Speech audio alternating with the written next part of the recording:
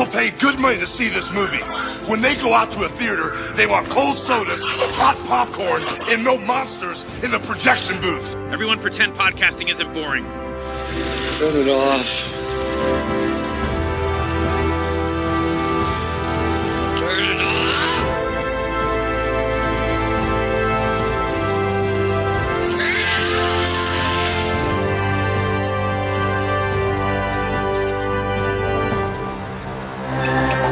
His name is Solomon King.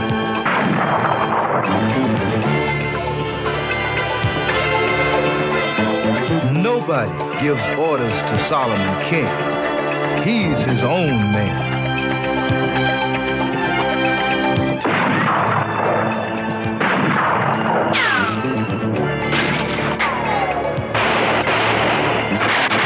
Solomon King. He's right on. Rated R. Welcome to the Projection Booth. I'm your host, Mike White. Joining me once again is Mr. Leon Chase. Hey, Mike. It's great to be back.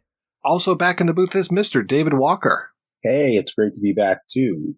On this special episode, we are looking at the 1974 film from Sal Watts, Solomon King.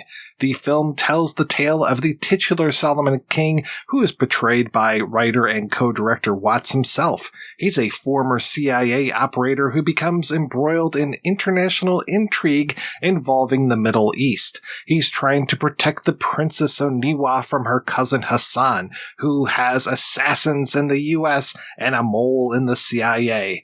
Things look bleak for Solomon King, but he's got Manny and Uncle John on his side, don't you know?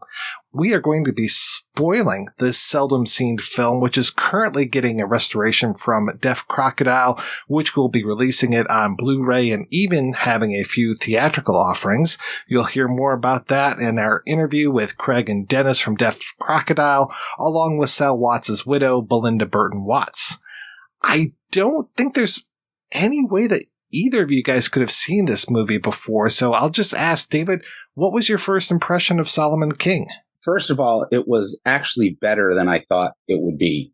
You know, with a lot of these lost movies, there's a reason it was lost. It was better and more competently made than I had anticipated. And there was even parts of it that I actually really liked. I described it to someone the other day. I said, yeah, imagine if either maybe Dolomite or The Human Tornado was made by people who knew a little bit more about film, but had no interest in being funny. And that might be it. Maybe that's a little harsh. I'm going to need to watch it again, which I definitely will. So I didn't turn it off, and I watched it all the way through, which for me is like a major accomplishment. And Leanne, how about yourself?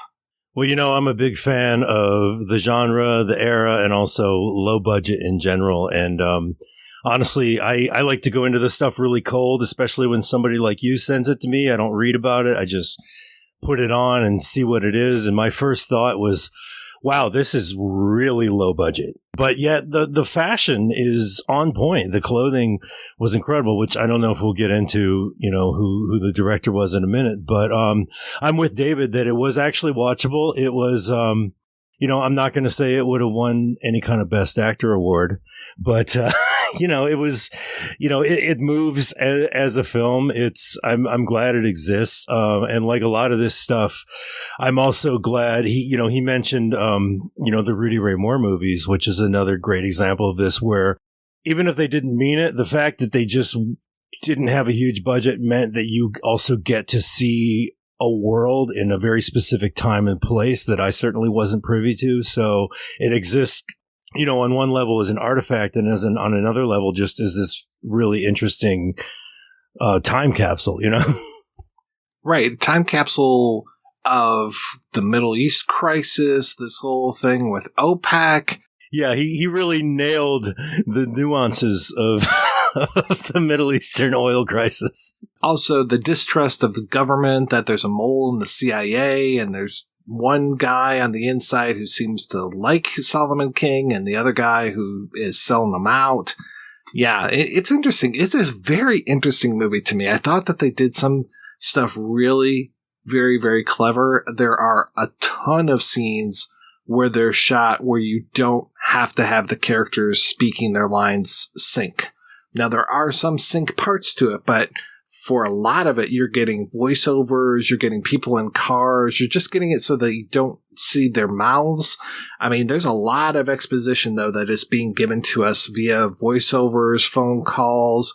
There's one scene in particular that I absolutely love where it is basically Hassan narrating what's going on with his man in the CIA, who's Weinstock, I think his name is, where he's just like, you will go to a restaurant. Weinstock, I'm sending you a trained assassin to do what your CIA thugs obviously cannot.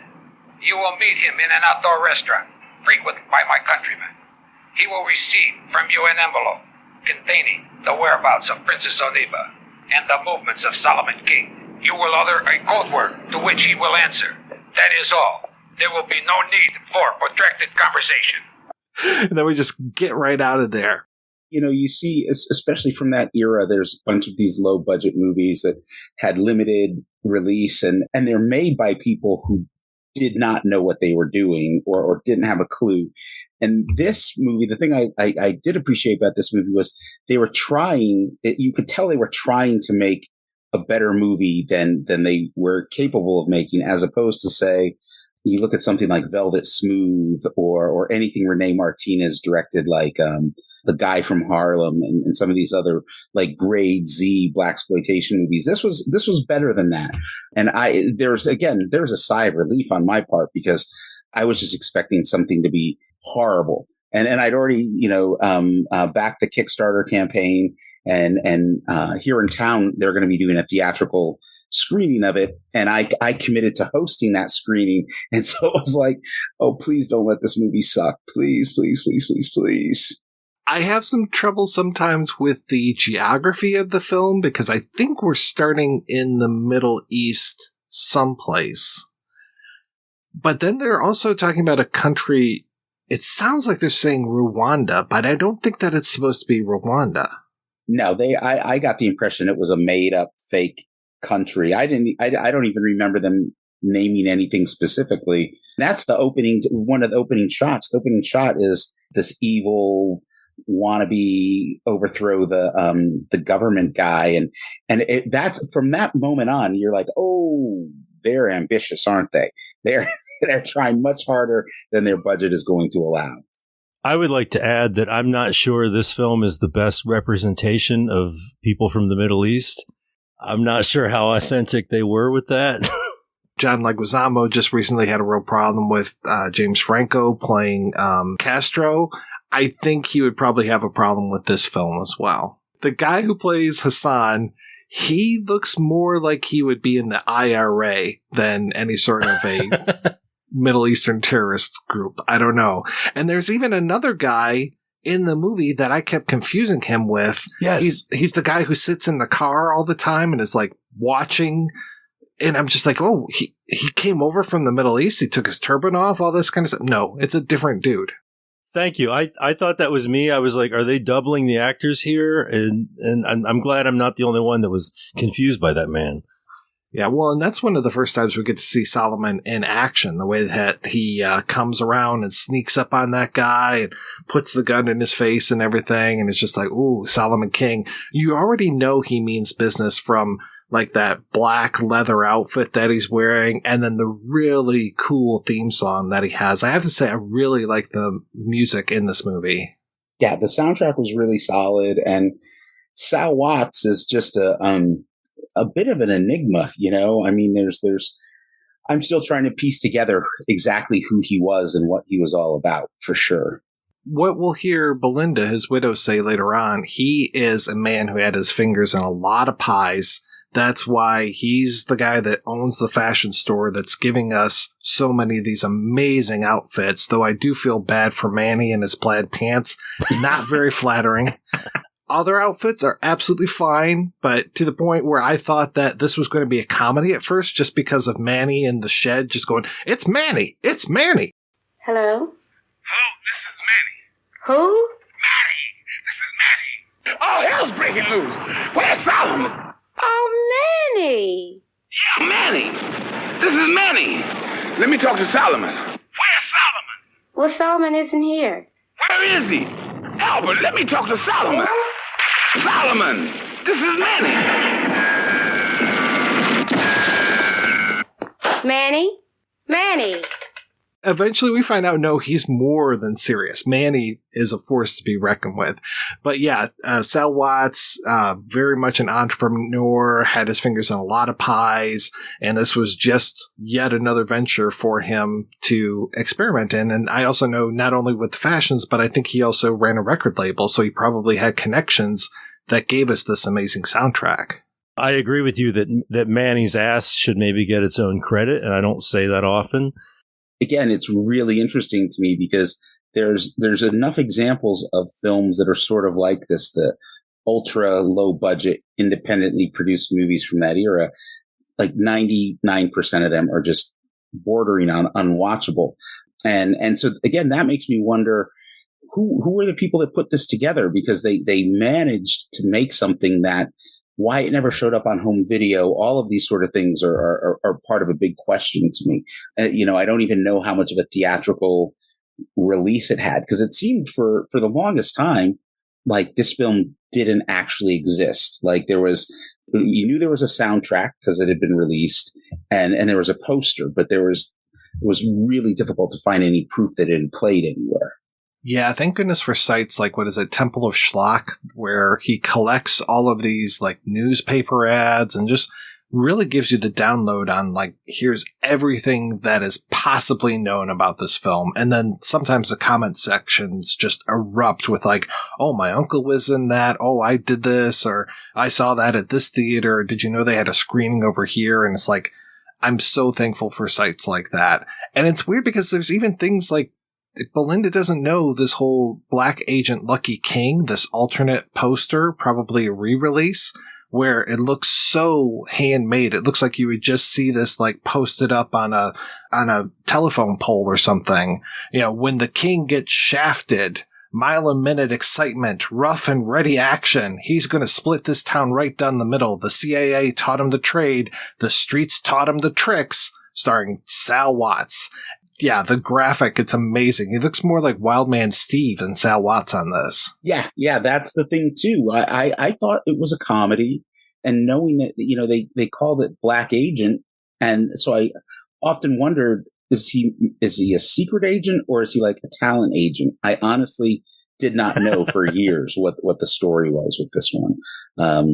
And I had been in contact, this was probably 15, 20 years ago, with a woman who claimed to be Sal Watts' daughter. Don't know if it's true or not, but she was trying to find a copy of the movie forever. And we went back and forth, and I kind of gave her some hints, and I said, these are the places you should look.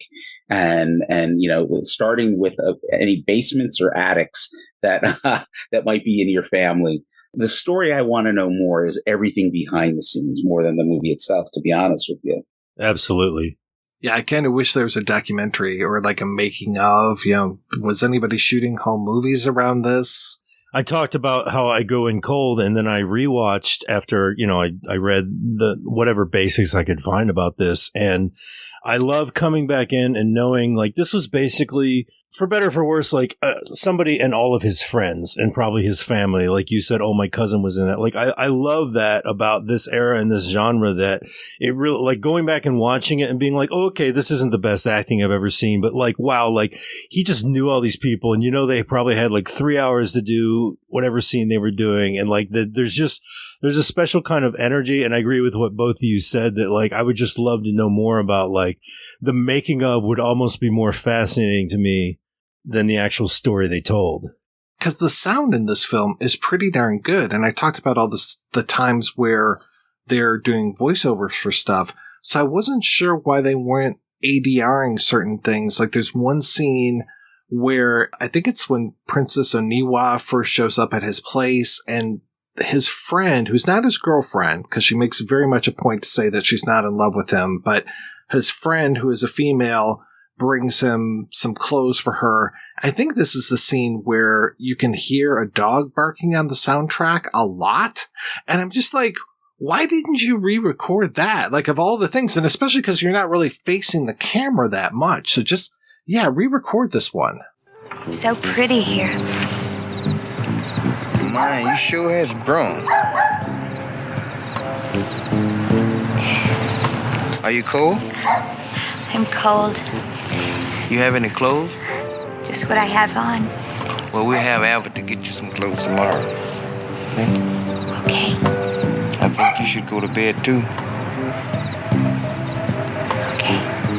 I was very confused by that moment as well, to the point where I think I stopped it to see if that was actually my neighbor's dog. Right? I did the same darn thing last night. I was like, wait a second, is that from in here? There were definitely some choice moments in there. I'm eager to watch it again, but, you know, as we're talking about the making of and behind the scenes, as somebody who loved Dolomite, you know, I've got a Dolomite poster hanging in my room right now. I loved the Netflix movie, the Dolomite Is My Name with Eddie Murphy. And I would have loved it even. There's documentaries that are on all four of the Rudy Ray Moore Blu-rays. I think that Vinegar Syndrome might have put out, although I could be wrong. It might not be Vinegar Syndrome. I mean, I just go bonkers for that stuff.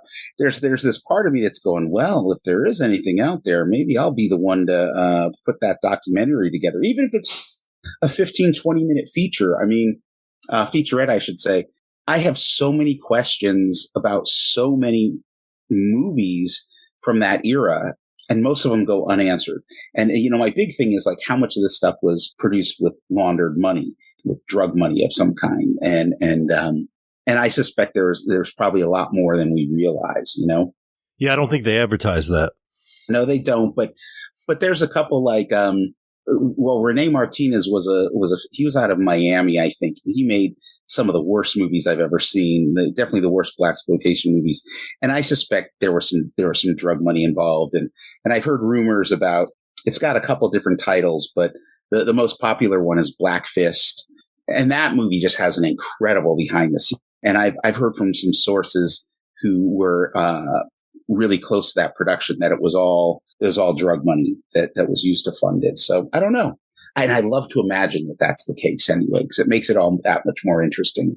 We're talking about a sort of ground level music club scene that is certainly not out of the realm of possibility. Let's put it that way. Well, we do have scenes that are shot at a club, which is pretty typical for a lot of films. And I just love those amazing shots of the audience. And especially there's one moment where he's going through and just giving us like, okay, here's a 3 shot with these folks. Here's a 2 shot over here. And just kind of giving us some establishment as far as who's in this club.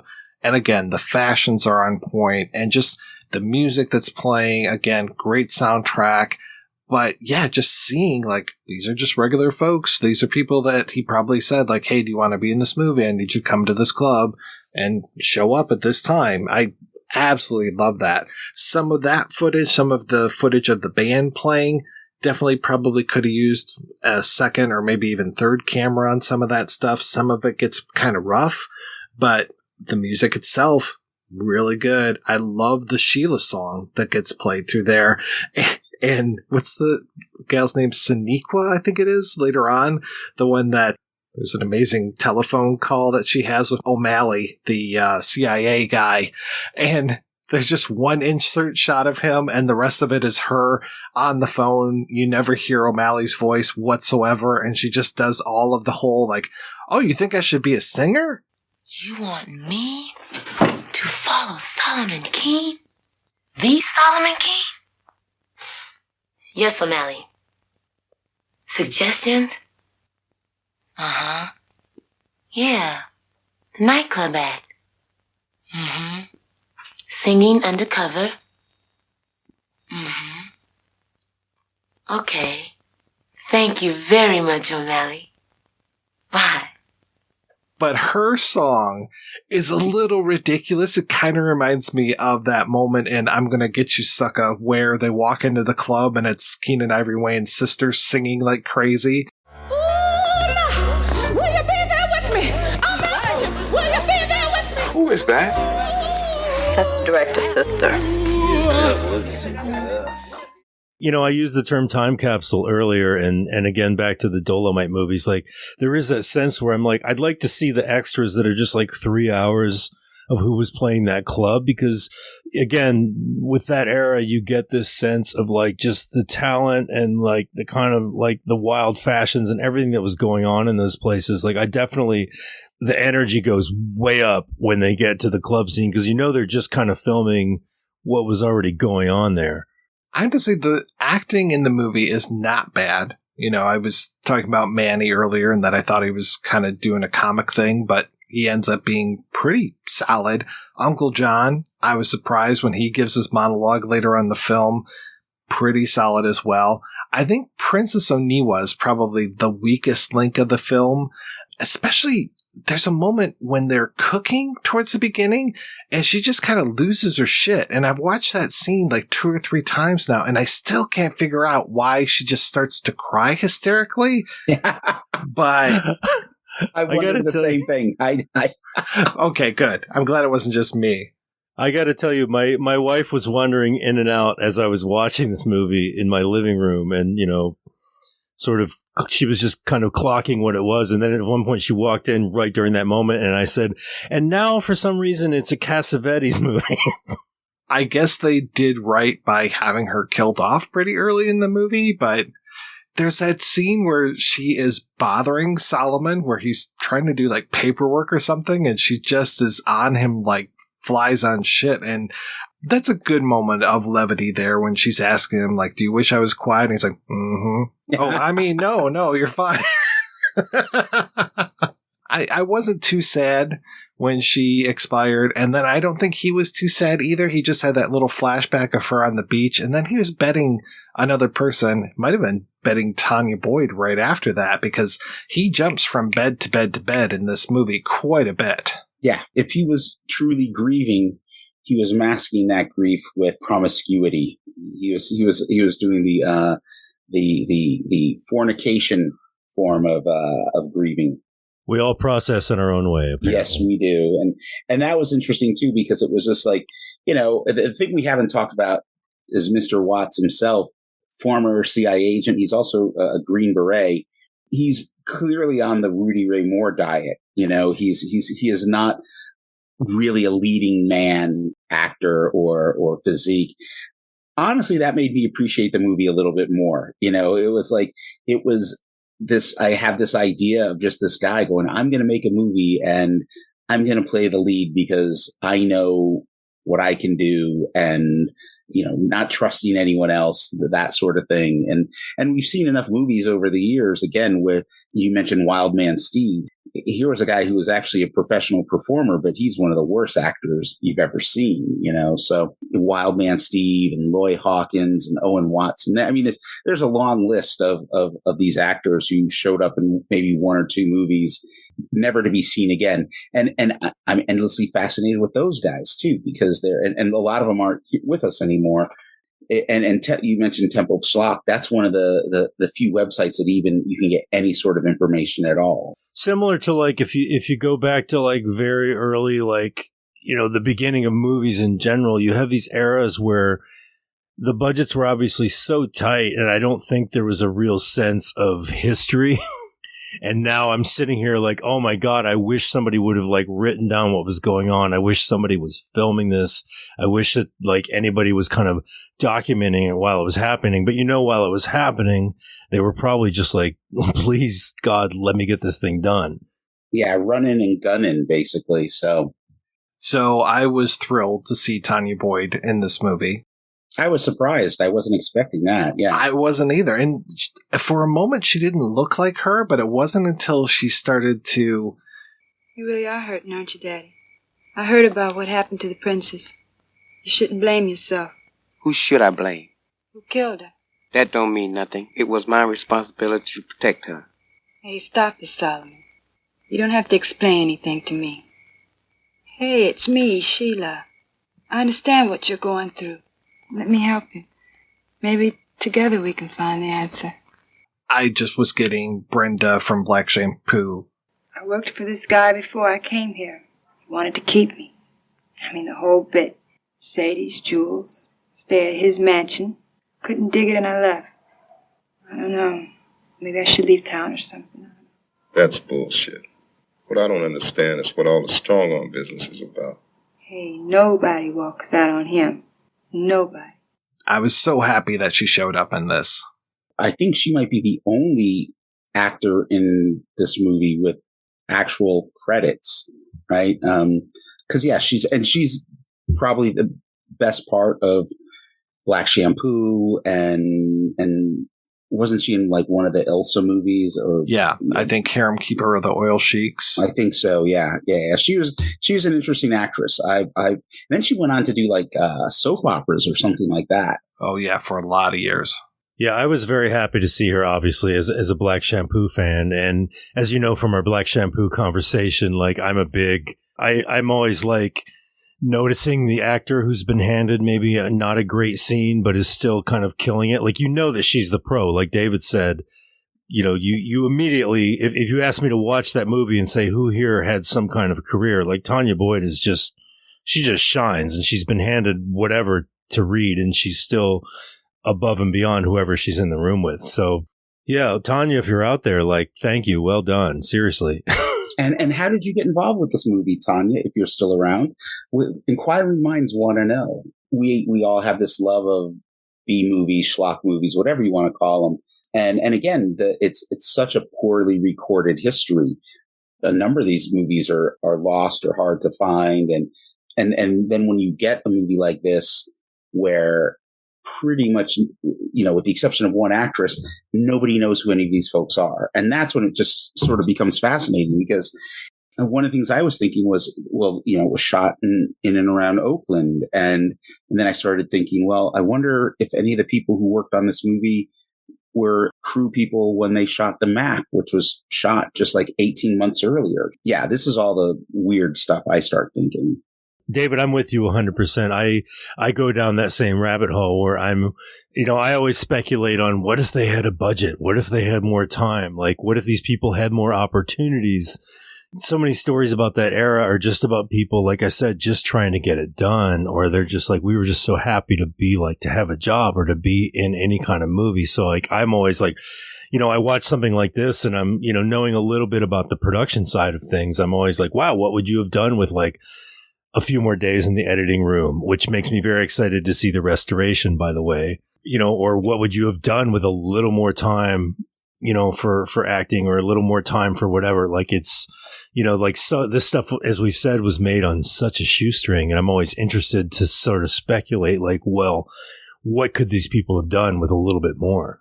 You know what movie I actually thought of a couple times as I was watching this was I thought of Larry Cohen's Hell Up in Harlem a few times. That movie was put together on a wing and a prayer. You know, it was shot. And if you really watch it, you can tell Fred Williamson isn't with the rest of the cast most of the time. It's a lot of, there was a ridiculously short amount of time between the release of Black Caesar and then the making and then release of Hell Up in Harlem. And I started while I was watching Solomon King, I was thinking to myself, you know, this movie looks like what Hell Up in Harlem would have looked like if it had no name actors in it at all. And if it didn't have, I'm trying to remember who did the soundtrack for that one. I think it was Edwin Starr. Which one did James Brown do? He did Black Caesar. Black Caesar. And then he was supposed to do Hell Up in Harlem. He ended up doing Slaughter's big ripoff. I get the story confused. I know that he kind of bumped heads with people at AIP with Sam Arkoff over the Black Caesar soundtrack. And he ended up releasing an album called Payback, which was meant to be a soundtrack, but I can't remember which one. So my brain isn't as good as it used to be. But yeah, there was definitely moments where I was thinking, like what we were just saying, like, well, what would have happened if there was a little bit of money, or what would have happened, you know, if Fred Williamson had been in this lead role, would, you know, because here's the thing, right? I'll come out and say this Solomon King is better than most of the movies Fred Williamson directed, right? You know, like you watch something like Mean Johnny Borrows or Death Journey, and this is on par with that. And Fred Williamson had more experience in film. So that's the thing that I find interesting. Well, that's why I'm so curious about Jack Bomey, the co-director. How did you pull this off? I mean, there were known people. Like Chuck Cowell is one of the credited cinematographers. He's the same guy that was working camera and electrical on a ton of James Cameron films. Solomon King was one of his first gigs, but it's kind of like how, Dean Cundy got his start working on Black Shampoo. Yeah, or Ernest Dickerson got started working on what he did a couple doozies. He did Death by Temptation, Enemy Territory. Yeah, a lot of like the stuff that ended up coming out direct to video in the early to mid 80s. So the other camera operator was no slouch either. He Coming to America, Three Amigos, The Fletch Lives, so Pretty Woman. So a few things that we've seen, even Star Trek V, The Final Frontier. I think he did the right thing, which is you surround yourself with people that have a lot of promise or already are super talented. So it's like these guys had a lot of promise and it paid off for all of them. This is where I play amateur film historian a little bit for the young folks out there. That you also, I think it's important to understand that this whole idea of like, oh, hey, I know somebody with a decent enough video camera didn't exist back then. Like if you wanted to shoot something, like what it took to not only pay for the film, but also have someone who understood how to actually like use the camera and expose it properly and do the gazillion lost art things that took like everything it took to make the crappiest movie we've ever seen back then. Like you kind of had to get those guys. You had to get somebody who, whether they were in the union or not, I don't know, but like they had to at least understand how to operate a camera. So they're probably, if you were going to skimp, that probably wasn't the department you skimped on. I haven't done the deep dive of research of all the crew, but it makes me think, were they people that had worked together on something before? Did they all go to USC together? Was there a connection? Because that's another thing that would happen. And you saw it in, especially like Roger Corman's movies, where everybody kind of knew everybody else. And so the camera operator, the DP would, bring along the camera operator that he knew, and it was somebody that they went to school with. So, and that's why I think there's always some semblance of an interesting story. It's just a question of digging around, finding it, and then connecting the dots. And it's, do you want to work that hard to connect the dots? And as we're saying all this stuff, and I'm thinking about all the other pressing deadlines I have, the answer is, well, yeah, maybe I should just procrastinate and go down that rabbit hole and try to figure out, who knows everybody and how they knew each other. Because I'm looking at some of these other credits as well. The first assistant camera, he's got tons of credits. The production manager, he's got tons of credits. And even some of the actors. I mean, the man that plays Hassan, he was a makeup artist first. So I wouldn't be surprised if he was doing makeup for this movie as well. He worked on Angels from Hell, Hell's Angel 69, and Massacre Mafia Style, and where he also played the role of Zantelli. So I would not be surprised at all if he was also doing makeup on this one. Maybe that's why he's just like, oh, this other guy kind of looks like me. I think I'll really emphasize that. And then Lucido, the guy that plays O'Malley, and you can tell when O'Malley's on screen that he's got some gravitas. I mean, he wasn't in a ton of stuff, but at least he's got, a lot more credits, and he had been working since 1957. So when he's on screen, you're like, okay, yeah, I'm in the hands of a capable actor, kind of like when Tanya Boyd is on screen. And I have to say, the thing that I was so disappointed with is that, so her character's name is Sheila, and they're doing the song about Sister Sheila at the club, and then they reprised the song later on, and I was just like, wait a second, where's Tanya Boyd? She was just in that one scene. She just had the one, he just pumped her and dumped her, and that was it? Come on. Yeah, no, there's, oh God, who's the baseball player who makes, Tito Fuentes. Yeah, Tito Fuentes. It's almost like, I feel like, okay, I'm going to give you 4 hours of my time, and that's it. You don't get any more. That might have been the oddest scene in the movie, right? Where it's just like, he shows up at a baseball field, a baseball diamond, and talks to Tito Fuentes for 2 or 3 minutes, and then just walks off. It reminded me of those movies where the main character has to be good at everything. Like, I'm surprised he and Tito didn't have like a baseball rally or whatever they would call that, a home run rally. And they're just like, knocking it over the fence. And then it's like, oh, you're too good for me, Solomon. The best way to have done that would have been Solomon goes onto the pitcher's mound and like, oh, he's actually a former, college baseball player who was an all-star pitcher, and he's able to strike out this guy. This is where, if I were to do a spoof of this movie, what's great about this movie is that it has all the elements that are easily spoofed, but in and of itself, it is not quite spoof worthy. And a lot of times you'll see movies from this era and even both before and later where the boom mic makes itself seen. There's only one time in this one, and it's not even the boom, it's the shadow of the boom that I saw. Yeah, and it's also interesting because a lot of times when the boom shows up, it's because when stuff was released on home video, it wasn't released in the proper aspect ratio. I mean, I didn't figure that out till many years later, but that was the thing that got me was I'm not seeing that many shots of the boom mic. That in and of itself is sort of impressive to me. Well, the shot that gets me, and I know Dennis talks about this later in the interview, is the shot of the princess on the balcony and the way that we pull way back and then we are suddenly in an over-the-shoulder shot of the assassin who's got the rifle trained on her. Yeah. I was like, oh, that's really nice. There are a couple times where it's just like, all right, you probably should have shot this in slow motion because this is obviously like a process slow motion. But there were a couple legit slow-mo scenes in here where I was like, oh, well, that actually looks pretty good. There was one where Sal does a stunt, and he kind of does like it comes into the room, and he rolls, and I guess it gets back up, and I'm just like, am I supposed to be impressed by this? Kind of reminded me of like Geordie LaForge, like rolling under the door as it's coming down. It's like, Geordie could have just gone. Yeah, never mind.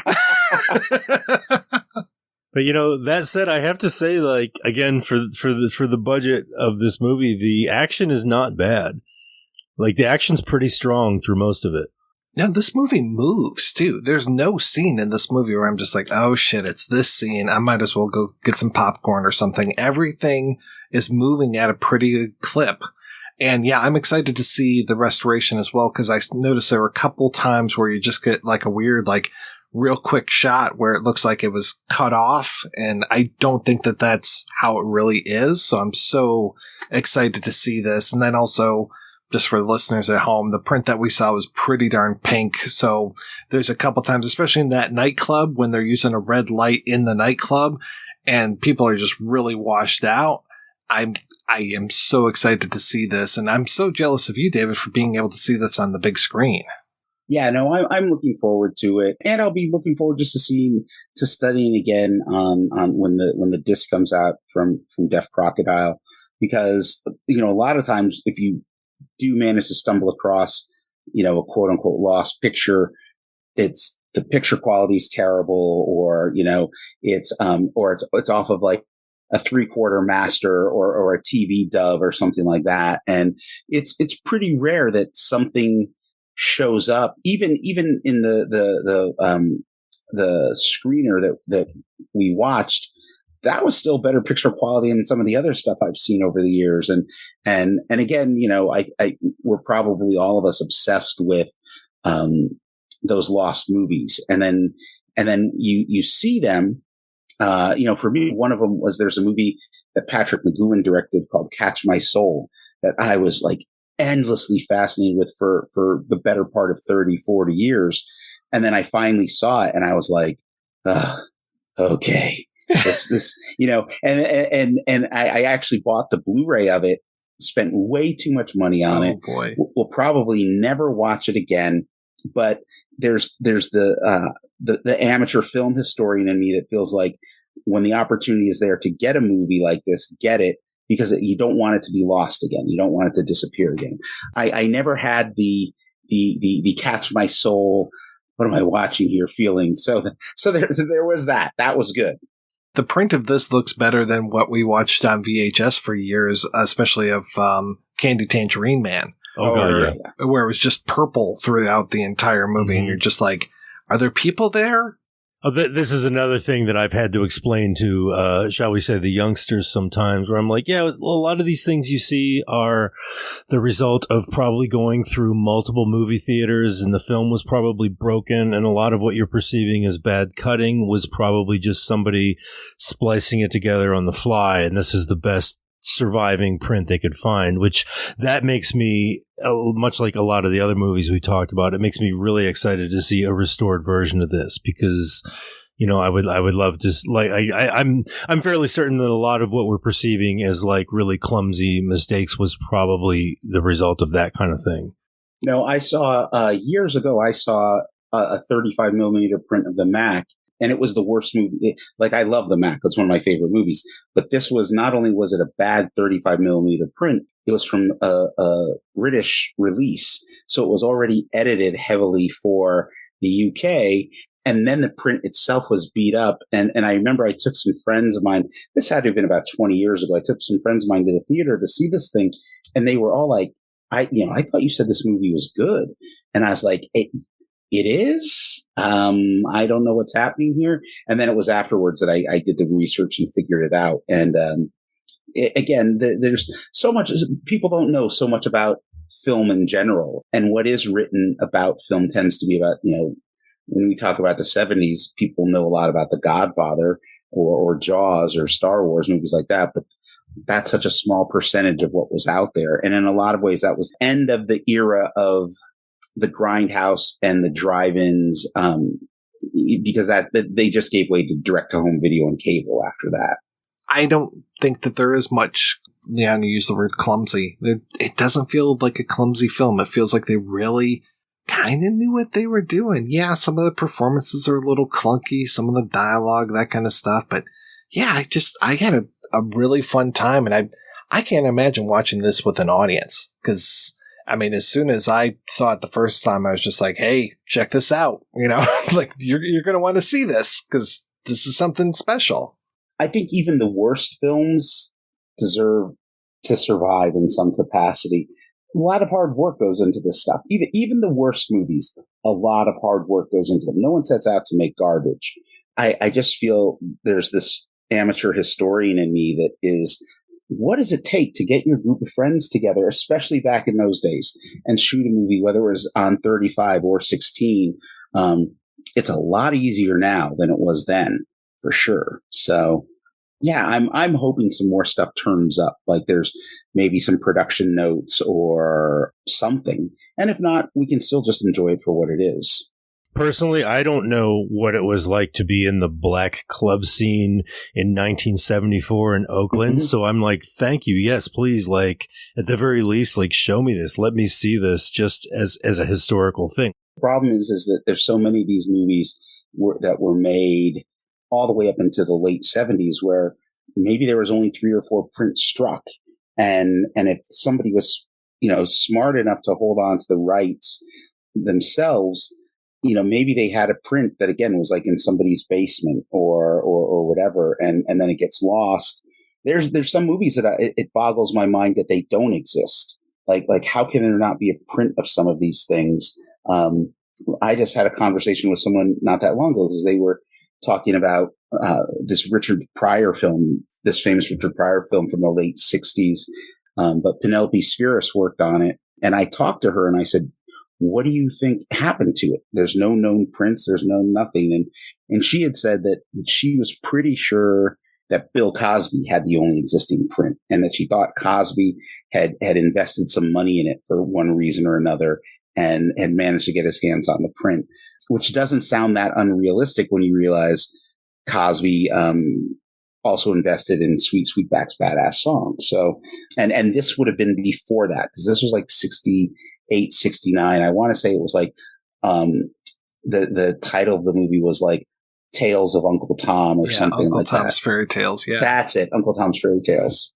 So let's go ahead. We're going to take a break and play an interview with Belinda Burton Watts, along with Craig Rogers and Dennis Bartok from Deaf Crocodile. And we'll be back with that right after these brief messages. Hi there, faithful Projection Booth listener, Chris Stashew here. If you're looking for even more deep dive film discussion, both old and new, on and off the cinematic beaten path, check out the Culture Cast. Every episode, I'm joined by a different guest as we traverse the cinema landscape, talking about not only our monthly theme, but also some of the year's biggest films. I'm even joined by the host of the Projection Booth, the one and only Mike White. So if you want to listen to even more conversations on film, head on over to culturecast.com or find it on all podcatchers, both Android and iOS. Belinda, when did you first meet Sal Watts? And can you tell me what your world was like back then? I lived in Oakland, down the street from the Black Panther office. I was 19, and I just became smitten with him. And it was my first time out. I had a boyfriend, and I met him through a boyfriend. And like I told Dennis, he was quite a gambler. And I was just impressed with him. You know, he just seemed like such a regular guy, you know. And I like the fact that he carried his wallet in his back like my dad did. But a lot of people that I knew always kept their money in the front pocket. So, you know, it's the little things that impress you with a person. And I met him, and he just swept me off my feet, you know, pretty much stole me away from my boyfriend. And we went to Los Angeles, and the rest is history. What year was this? Let me see. It had to be 69. Wow, the world was a pretty turbulent place in 1969, especially out in Oakland. It was unbelievable. You saw a crossroads of the Communist Party, Black Panther Party, the kids up on the campus, you know, it was volatile, to say the least.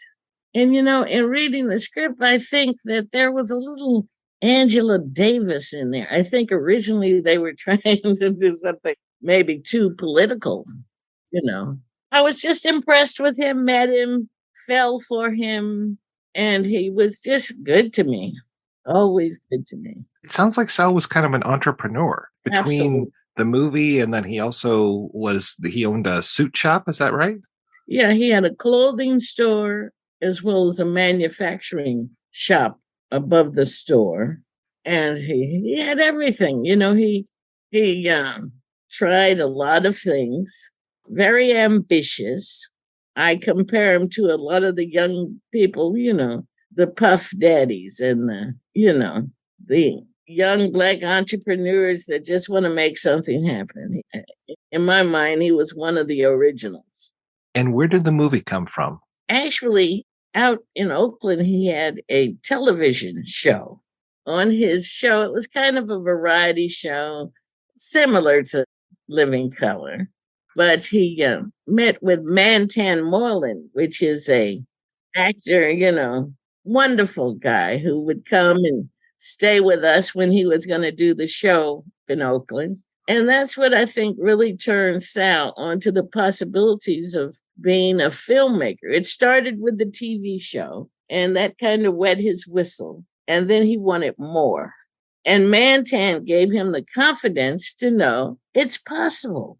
You know, that was the beginning. And that Mantan Moreland is amazing. You know, I look back at his old films, you know, he really had a style.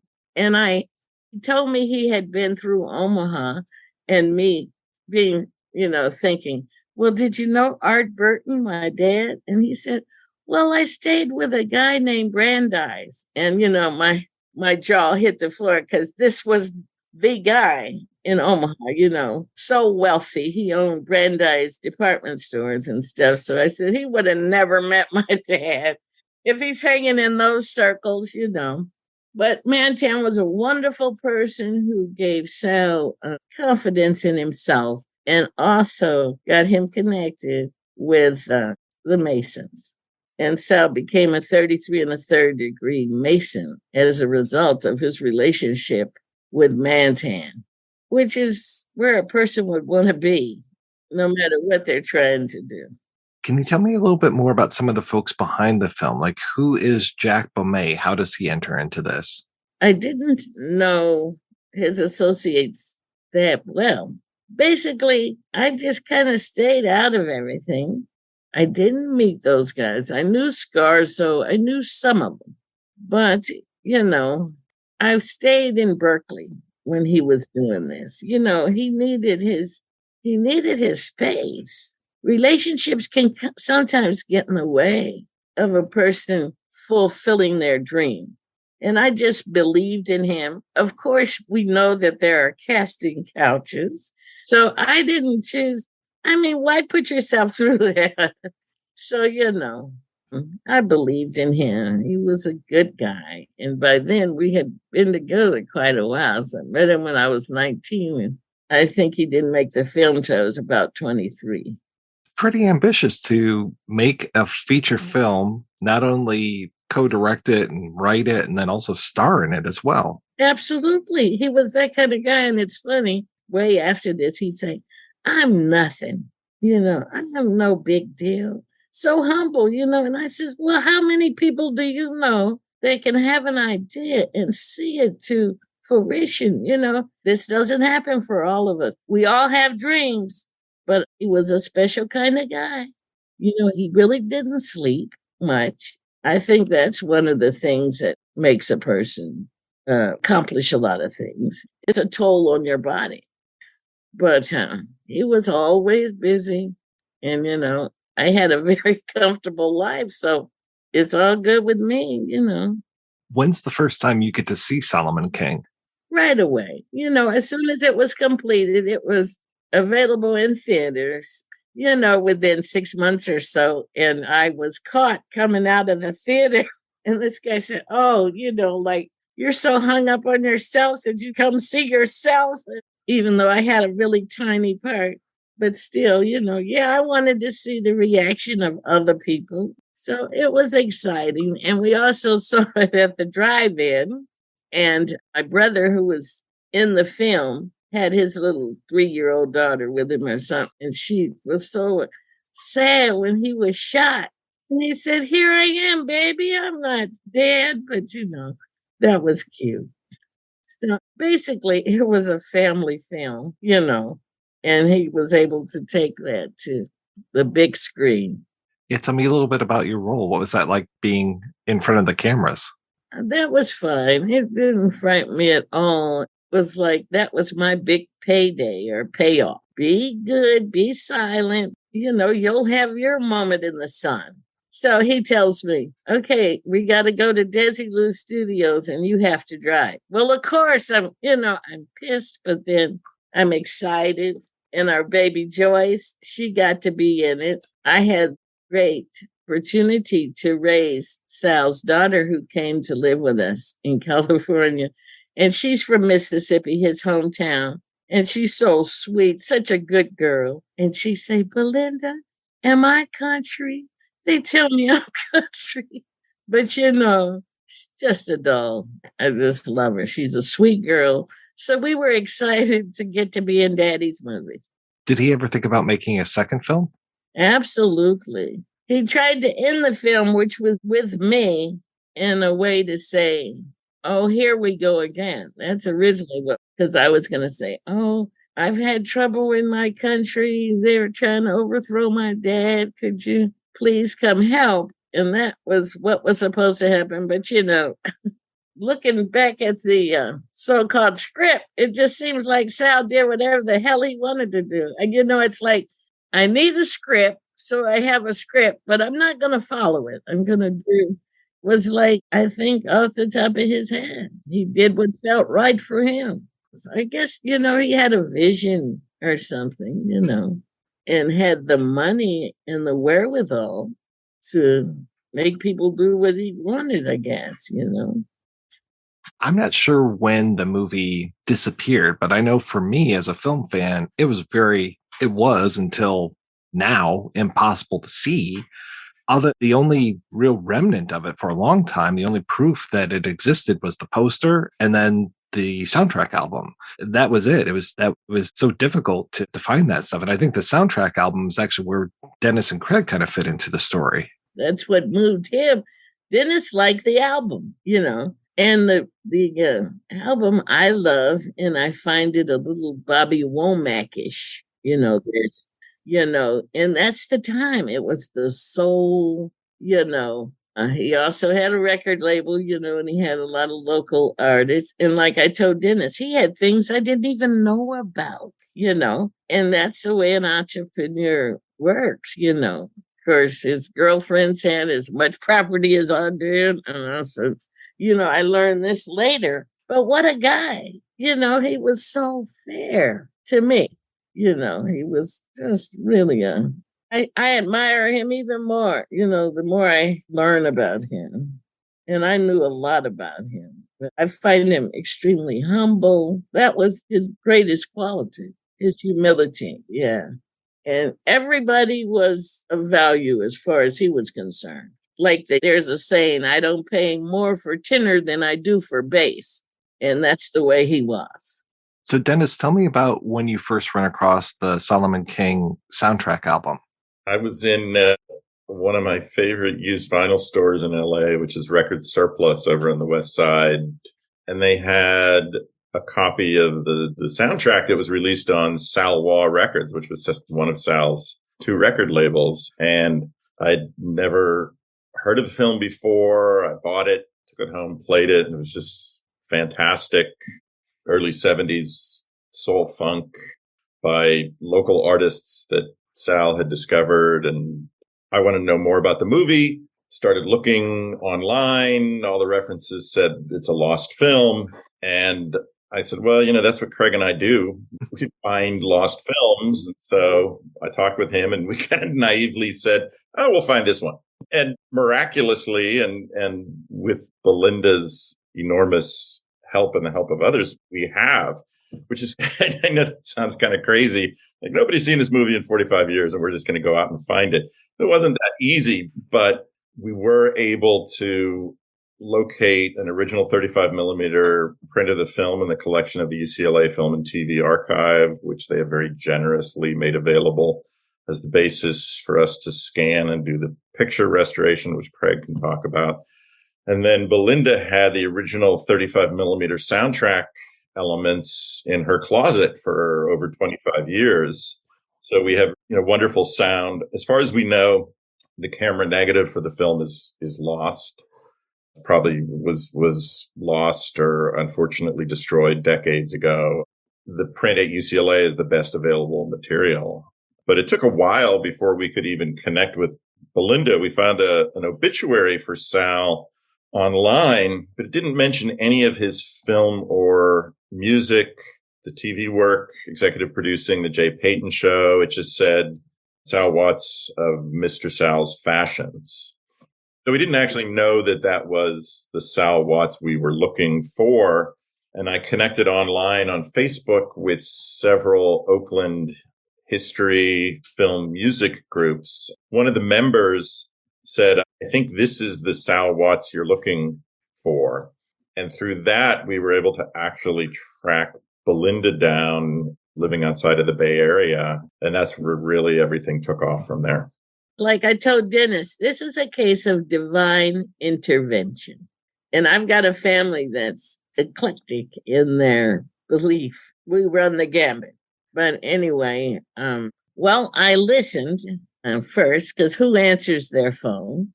And Dennis is talking. And so I enjoyed what he was saying, piqued my interest. I said, it's not somebody looking for money for their campaign. So I spoke with him and I told Dennis, I've got the movie. I thought I had the movie because I sent away for it, and there it was in the closet. So we were excited about that. He's thinking, wow, we've got the movie.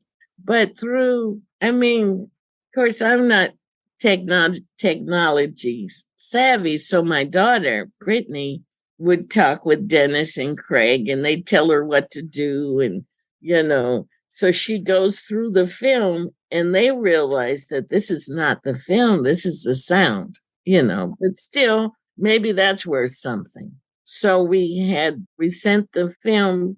Well, we sent what we had to Dennis and then they took over, and made it happen. And it was faded, horrible. nothing. And now they've turned this into a masterpiece. It's so beautiful. I mean, I could even see the dirt under my husband's nails, which I wanted to get on him about. It's just amazing to me. So they've done everything. Without them, I have nothing. That is so not true. We're really here just to preserve and shine a light to make available what you and Sal and your collaborators did in the early 70s, and hopefully to tell Sal's and your story, the larger story of his involvement with the music scene and fashion, television. I mean, his accomplishments, we kind of refer to him like he was the Berry Gordy of Oakland at that time, because he was involved in so many different, incredibly ambitious and creative areas. He owned restaurants, and for us, that was as exciting as the film itself is. Sal should be in all of the history books of that period in Oakland history. And the fact that when he passed away, it didn't mention any of that to us is just like, okay, that's a huge omission. And so we're hoping to tell Sal's story, your story, along with restoring and making the film available. All of us are guilty of not even bringing that up, I guess because he downplayed it so much, we didn't think about the rest of it. And, his early life, like living in Mississippi, that, in my estimation, is one of the worst places in the world for a Black man to try and survive, It's amazing what he went through, and he got out of Mississippi, thank God, through the military, really. Your first chance to get anywhere away from Mississippi, you'll probably do anything. And he did, but he wanted so much more. And that came, I think, from childhood. His older brother, Herman, told me he's always wanted to take care of everyone, because he sent for his mom and dad when he got established in California. He just loves his family. He's quite a guy. Belinda, can you go into a little more detail about what happened to Sal in the military? Because it wasn't just his ticket out. He experienced unbelievable brutality and racism in the military that is just heartbreaking. Yes. Well, I want to remind you, Dennis, the story I told about Sal being quite young, and his parents were like sharecroppers, basically. He went at a young age to do some work because, Black folks have to work from the day they're born. Not quite that soon, but they get a hard lesson quick in life, So he went to work for this white woman. And Herman, his older brother, tells me that the woman, the owner of the home, comes out and puts some buttermilk and cornbread in a tin. And that was their lunch. And my husband said, I'm not eating that shit at a young age, at a young age. And Herman said that he was always worried for his little brother because Sal spoke his mind in Mississippi. That will get you killed. So he told the lady, oh, my brother, don't mind him. He doesn't know what he's saying, But that's how Sal has always been. If something's not right, he's going to call you out on it. So that was just one thing that happened. So Herman joins the military, and his brother said, I want to join the military. And he says he goes up to a Black man who's got on a Marine outfit. He said, I love that, and he said, here's a chance for us to get out of Mississippi. So he joins the Marines. And then shortly, when Sal's able to, he was probably 18, he joins the military. He's in the Army. So his worst experience in the Army is when he thought he had some buddies, these white boys, and they were friends in the Army. And Sal says they're on a train or something. And he says when they passed the Mason-Dixon line, his friends just flipped on him and changed. And they were in a football game, and they tackled him and busted his kidney.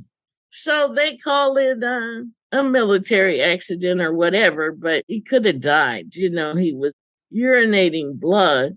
And he says this black nurse said, son, this is serious, and just put him at the front of the line and pretty much saved his life.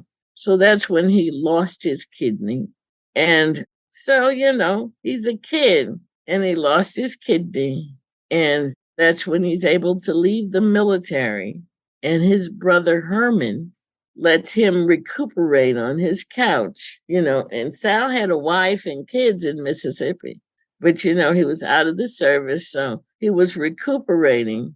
And I think that's part of his love for film, because he loved cowboys, but he loved Audie Murphy in particular.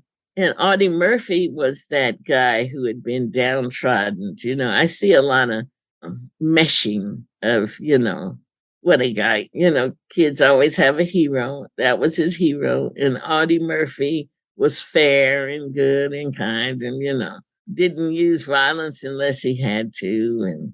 And, so I think he kind of got hooked on film then.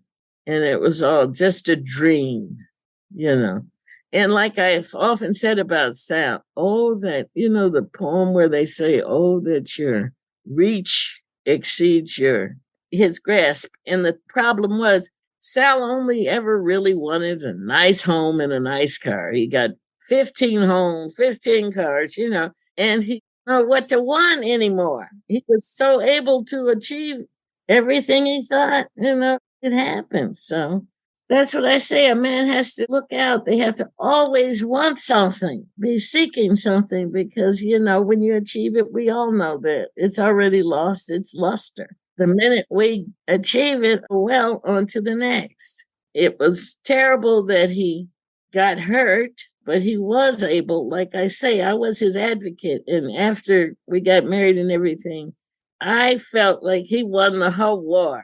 Doggone it, he should be compensated. And he was. But, what a price to pay, because when you lose a kidney, it's a downhill battle, basically, because you're just always trying to maintain that homeostasis, but you can't because you're missing a very important part in your body. So God bless him.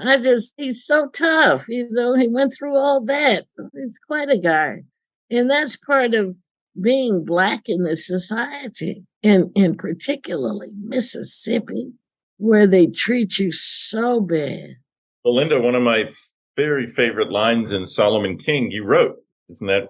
Can you share that with Mike? One of the most iconic lines in the movie when he bursts into the Sugar Hill Club. Right. Well, Sally had told me, I got to have something to say when we go to the bar, and I don't know what I should say. And I wrote that he should say, don't you know that the days of Uncle Remus and Old Black Joe are gone? If you don't stand for something, you'll fall for anything. Well, that's what I wrote. But Sal altered it a little and said, don't you know that? He said the days of Uncle Remus and Old Black Joe are gone. But then he changed it and said, if you don't stand for, you're going to fall for these fools. And they don't send, he said, you're going to heaven because they don't send fools to jail. So, that was off the top of his head. And I liked it. And then he said, some people don't listen to a thing you say. And I really liked that. That was cute. But it was all just kind of how he felt.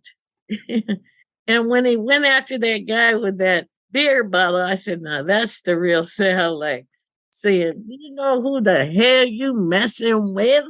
And he was tough. He was tough, but he was sweet too.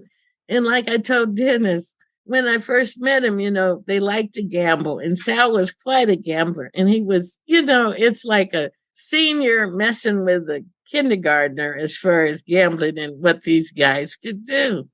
And this sweet fellow Barrington Sal bought his car. And, they were gambling, and Sal bought his car. So he's got $1,500 or something. He thinks he has a bankroll. So he tells Sal, let's gamble. Now, look, he just gave you $1,500, but you're going to gamble with this man. So Sal wins all the 1,500, and Barrington's sitting there looking pitiful. Like Barrington's from San Francisco, and here we are in Berkeley. So Sal says, "Oh man, you can have your car back. It's and I'm like, I just thought, like I told Dennis, I just fell in love with him. I'm like, what good guy. He's too good for these fools, because all of them were hustlers, and they thought they were so smart, and they said Sal was so country and he didn't know anything. And Sal had a friend that they called Tutor, and they laugh at Tutor country. Sal and Tutor just took all their money. It was like, these kids are little punks. They don't know, they don't know about this. And Sal had a group of friends from Mississippi, and it was a real business. This gambling thing was real. They were serious. So, it's like East meets West in a sense, because Los Angeles, Mississippi met so-called San Francisco chic or slick or whatever. And those country boys whooped those city boys, something terrible. Just Sal could acquire money. He was such a wonderful gambler. But I could whoop his behind in chess, and he did not like to lose. And I tell you, my brother-in-law was down there with me, and I was whooping Sal's behind so bad. He looks at me like, you might not want to do that. But, and that's what was funny. The chessboard was in the movie. And I like that he said, this is a black man's move, So I tell you, it's a lovely movie because it didn't have the influence of white people saying, no, you don't act like this. You got to act like this. Hollywood Shuffle is a wonderful example of what black people face in Hollywood. They want to say who you are, and nobody knows who you are but you. And I like that Sal was able to get a little bit of that out. Can you tell me about more of the cast? How did Tito Fuentes get into the movie? Because Luis Rivera, Sal had a clothing store in Oakland, Mr. Sal's Fashions, and it was pretty nice. Nice leathers, nice shoes. I was trying to think of the type of shoe, but everything pretty much top shelf. And Luis Rivera worked for him in the store, as did Samaki, it brought everybody in it, as did Karen Schuyler, who was our real estate broker. But anyway, want to be in a movie? Fine, come on, It was just mostly, nobody's professional. And gosh, it's like, do you want to fry fish today, or you want to be in the movie? I'll be in the movie, That's where he got a lot of the people. The professionals, I'd say, are Tanya Boyd, who played Sheila. And she went on to I thought that was her. Yeah. I didn't see her name in the credits, so I was just like, that sounds like Tanya Boyd. She didn't want them in the credits. Because it was maybe possibly a conflict. I thought she was fabulous. I loved her. And I loved Samaki Bennett, who was she had a bubbly personality. She was perfect for the role. And a lot of the people, Smokey, who's in the movie, was a dancer on Sal's TV show. He could roll his eyes, so they had to show that. Most of them were just Sal's friends or employees. But yeah, that's how he met. Tito Fuentes is Luis Rivera, who I'm not sure if he's Cuban, whatever, but he spoke Spanish. And Sal had a lot of Spanish friends. And I know we'd go to dinner, and they spoke Spanish, and I think they were into baseball and stuff. So he met Tito, just probably trying to sell Tito clothing, because there was always something we can talk about. Sal had something that you needed. So they were friends. And of course, all these guys have all these chicks, so they've got another life that I don't really know about. So he asked Tito, did he want to be in the movie? And Tito says yes. And, years ago, I called him at the San Francisco Giants, and told him, did he want, because I had a copy of the trailer. And Tito still is such a strong Spanish speaker. he calls and I say, "Oh, I'm sorry, you've got the wrong number." And he's like, "No, blah, blah, you know." And I said, oh, "Okay." I told him I had that and I sent it to him. And that was basically it, you know. I was excited just about the trailer, you know, and because you know how you say, I was in a movie and people say, you weren't in a movie. You're lying. Where is it? Where's the proof? So Tito's assistant or whatever said, oh, yeah, send it to us, you know. So I haven't tried to touch with him, but I'll be happy for him to really see it because, you know, people think you're shocking them a lot of time.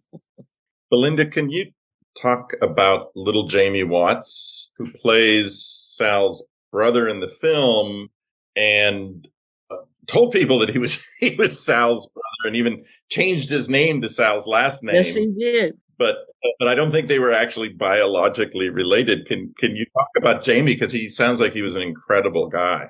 Jamie, and I don't know if you guys have heard the Ward boys, the Ward brothers of Oakland.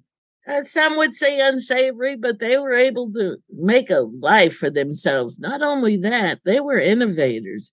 They took their Cadillacs and they would, like people say today, pimp them out. But they would take a car and alter it to make it really slick. And I'll tell you, and you know this, Mike, Detroit would look at these pimps' cars, and the next couple of years, it was a Baritz. It was this. It was that. That's what I say about Black folks.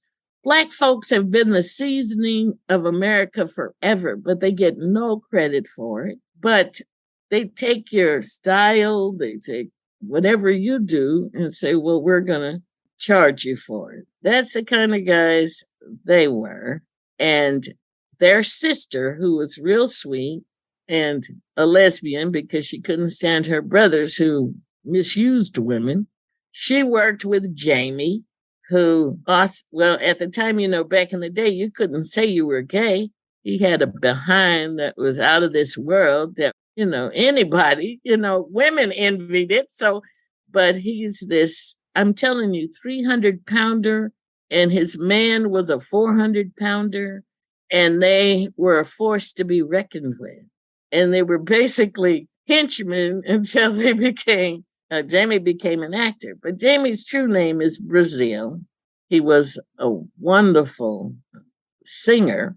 He really liked gospel and good at it. He met Jamie at the clothing store he and Ernestine Ward worked at. And so they knew Sal had money. Sal went there to dress, and they dress him sharp, you know. And they talked him into, well, why don't you open a store, Sal? You know, you spend this money with them, you could be running the show, you know. And so he opens a store, and they work there. And he had a store in in L.A. when I met him. I wanted to live in Oakland. We were in LA and we would fight all the time because I missed my family. And I'd head to the airport, put on my desert boots, and I said, I'm out of here, buddy. I'd get to the airport, and there's Sal sitting at the airport, like, where are you going? But we went through a lot of that. And then he realized she wants to be in Oakland. So he conceded and came to Oakland, which he didn't want to do, but which turned out to be the greatest thing because he became a big fish in a little pond. In LA, he was a little fish in a big pond. But he came to Oakland and set it on fire. He was able to do a lot that he had dreamed about, but he found that it was possible in Oakland because he'd come home and say, guess what I bought today? Well, he bought a rival boyfriend's clothing store. And I'm like, okay. But he just did it. He did whatever he wanted to. Yeah, it's amazing. It's just like, you know, not all of us have that ability. But I'll tell you one thing, he didn't care about money. And I think that's why he was able to make so much. Because he could gamble and just get paid. Craig, I am so curious. What was it like the first time you get to see the footage? What is the state of the movie? The picture was just a very faded red, pink, well-worn. I was excited that we found image, but I also knew this is going to be quite a project to try and get it to a point where, I mean, I realize being a lost film and being such a special film, regardless of what condition we can get it in, that'll be a win. But I'm very happy with how it's looking. It's much better than I thought it was going to be. You know, they put leader on the head and foot of reels, but still the head and foot of the reels are always the most damaged. So lots of dirt and scratches, the head and foot of reels, and then the middle's a little bit better. But yeah, it's been going really well. The color it's incredible how much color was still hiding in that faded red print. And it's obviously the technology is what made it possible. But our first few tests, we initially were just kind of blown away at how much color we could get out of it. But then it was also bringing out a bunch of weird chromatic noise. So the first few times we were looking at, okay, if we can get it to this point, then I'm going to have to somehow get rid of the noise. But then we were losing some detail. Did some more playing around and figuring out how far we can push it before we get the noise, and we're in a good place now where the color looks great and it's not creating the noise, so looks really good. I'm impressed, and it's just seeing the prints before and after. I'm just like, this is fantastic.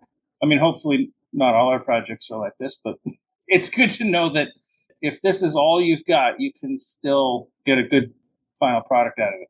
I was impressed because I noticed the most recent I've seen, I saw that Sal's socks were brown and tennis shoes, which he never wore, were blue, and I says, wow, they are amazing. They have picked up every nuance. You mentioned the shoes, and I mentioned it the other day, but there's a scene where after he'd gotten shot, the he's in bed and she's taking care of him, and she's helping him undress, and he throws his feet up on the bed, and immediately I just saw the shoes he was wearing, and those had to have come from his store. They were amazing. They were the coolest shoes I've ever seen. I'm telling you, they were amazing. They were satin, pot de soie, I guess.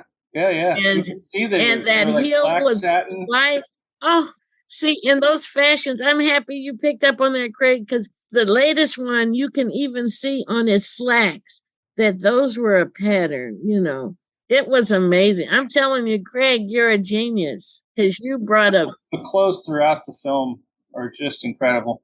Such a time capsule of not just the time, but also specifically like Oakland at that time, and the whole movie is just an amazing time capsule.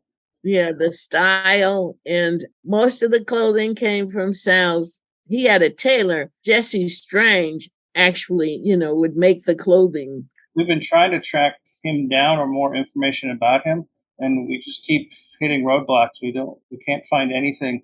I saw in the credits that he's in the movie, and he's one of the commandos that does that raid at night. I'm not sure which one he is, but so he's in the movie. All his clothes are in the movie, but I can't. We've been trying to track him down and get some more information because the clothing is incredible. It really is. He made me a beautiful suit, too. He was quite a tailor. I remember when we first did a test, and it was only about 10 seconds of footage to see if it was going to be possible for us to actually restore the color to this badly faded element. And it's a scene where Sal is in his home, and there's an abstract painting on the wall.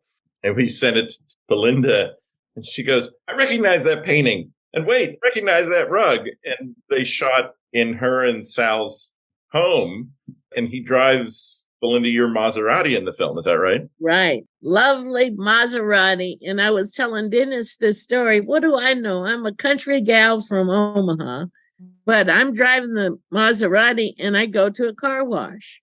And this man comes and gets out of his car with a towel and says, lady, this is a Maserati. You cannot go into that kind of car wash. Somebody on Facebook told me the other day that that Maserati is worth about $350,000 now.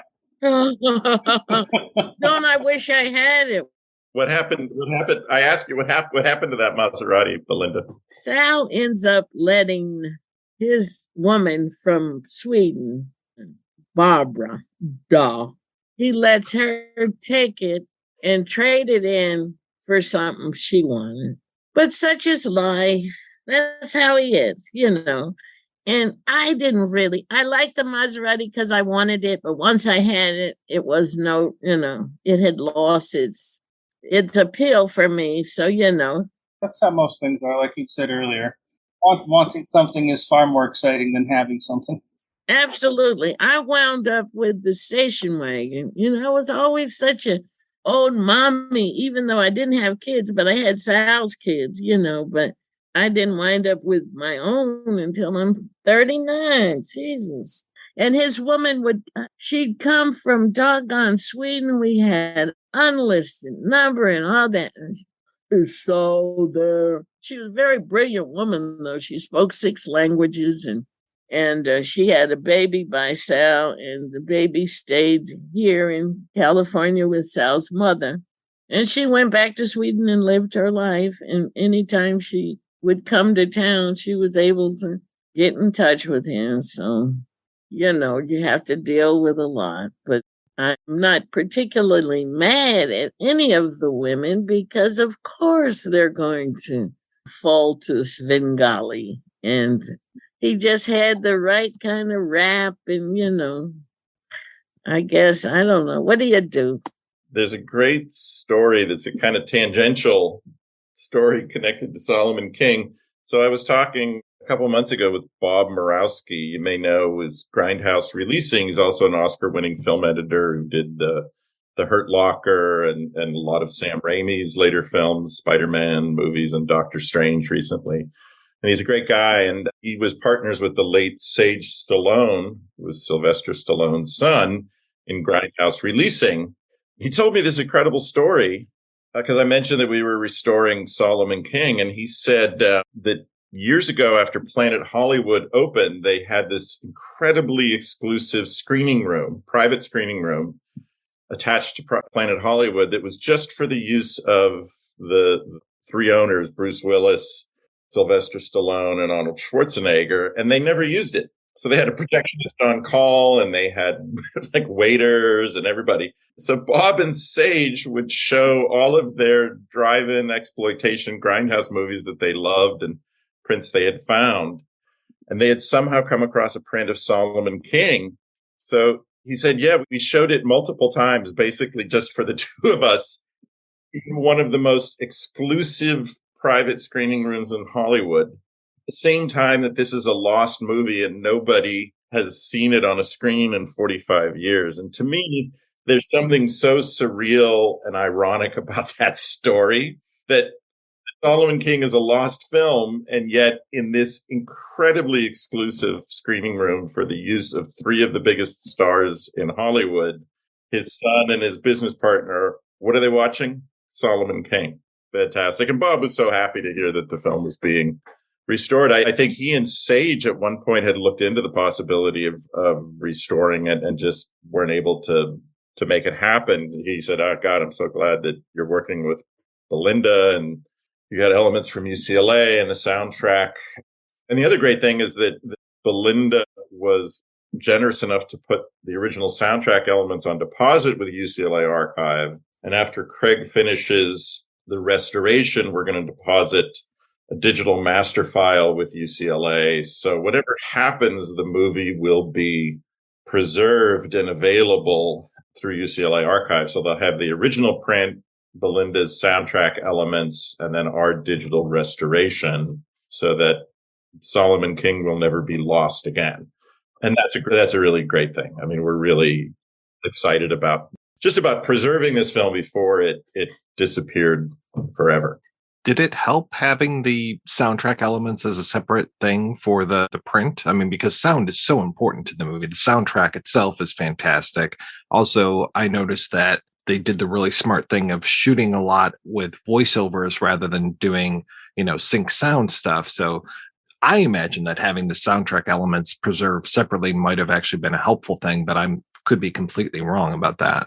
The 35 millimeter track element that Belinda had is a bit cleaner and a little bit better quality than the composite print. It worked out really well that we had both, though. I think the the optical track that Belinda had may have been an edit of the film, maybe when they showed it on television, because when we had that digitized and they came to sync it with picture, there was quite a bit missing. So there are little sections where we had to go back to the composite print audio because the 35 track element, the original element pieces had been taken out. Belinda, do you know anything about the re-release of it as Secret Agent Lucky King? Because it came out under two titles, Solomon King. That's the print that we were able to borrow from UCLA, and it has the Solomon King title. But I also know that there are trade ads and posters under the Secret Agent Lucky King. Was that the same version of the film? Was it re-edited? Do you know? The film we see today has parts taken out, like the doctor, Sal's real doctor, was in it. One of People's World's editor of People's World, his daughter was in it, Barbara Stevenson, and those parts were taken out. So Lucky Agent King, as I heard, that it was in foreign markets.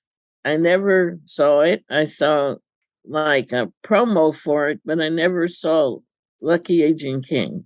I thought they just kind of mixed it with something else somehow, changed it, altered it a bit, and re-released it as Lucky Agent King. And I think it's sold in Mexico, maybe. I'm not sure if Africa or India. Someone tried to get international. And because he was such a Renaissance man, I guess, I tried to get the film in the Library of Congress, and they didn't have it. So I don't know what steps you take to get it there. But because he was his own man, I think might have been bad in a sense that he didn't get it put in the Library of Congress. When we realized how much the restoration was going to require, Craig and I kind of put our heads together and said, wow, this is going to be a major undertaking for us, because not only is the scanning of the film, but it's the transfer of the audio, and it's going to need some cleanup there and finding the missing pieces from the optical track on the print.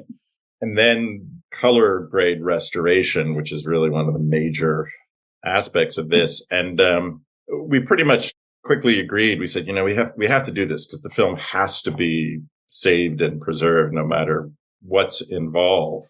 But one of the reasons why we recently launched the Kickstarter was to try and offset some of those restoration costs. We'd already pretty much said, come hell or high water, we are going to restore the film. It has to be preserved. But we've been really lucky with Belinda's cooperation and support, and now the support of all of the people who have contributed to the Kickstarter, that we're able to offset some of those costs that we had basically just been fronting out of our own pockets for the past year and a half, 2 years. So that's a really good thing. And the film, is scheduled to come out on Blu-ray and digital later this year. And we're going to have an amazing 2-hour interview with Belinda, and we have several commentary tracks, and we have a new essay for the booklet. And so we have a lot of incredible extras. We've got I know we were talking about art house independent theaters struggling, but we've got some theaters reaching out to us already, just hearing about the Kickstarter and hearing that it's being restored. And we've had some theaters reach out to us and they're like, hey, want to show this? That's encouraging.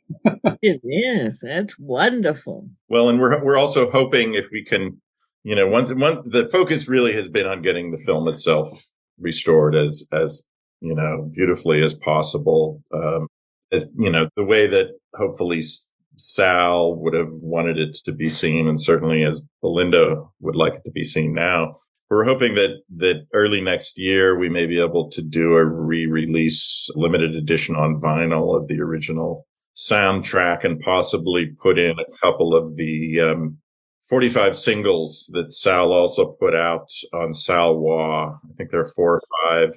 And most of them actually had some connection to Solomon King. Like the B-side is like the theme from Solomon King, ... And they're really amazing soul funk numbers. So we'd love to be able to include some of those as well from his own record label. So we're looking into that. Our primary focus right now is the movie itself, but we would love to see if it's possible to make the soundtrack available, because the original copies are now like, there's one on eBay right now for $300. yeah, it's really expensive. And plus, it just makes sense. It's the soundtrack that started this whole thing. I just found it incredible that Dennis is a filmic encyclopedia and a huge record collector. And the combination of he found this record that he knew nothing about, that was a soundtrack to a film he knew nothing about, that is a rarity. And so then he sent me an email. He's like, I found this soundtrack. He's like, check it out, because there was like a YouTube that someone had uploaded the theme music.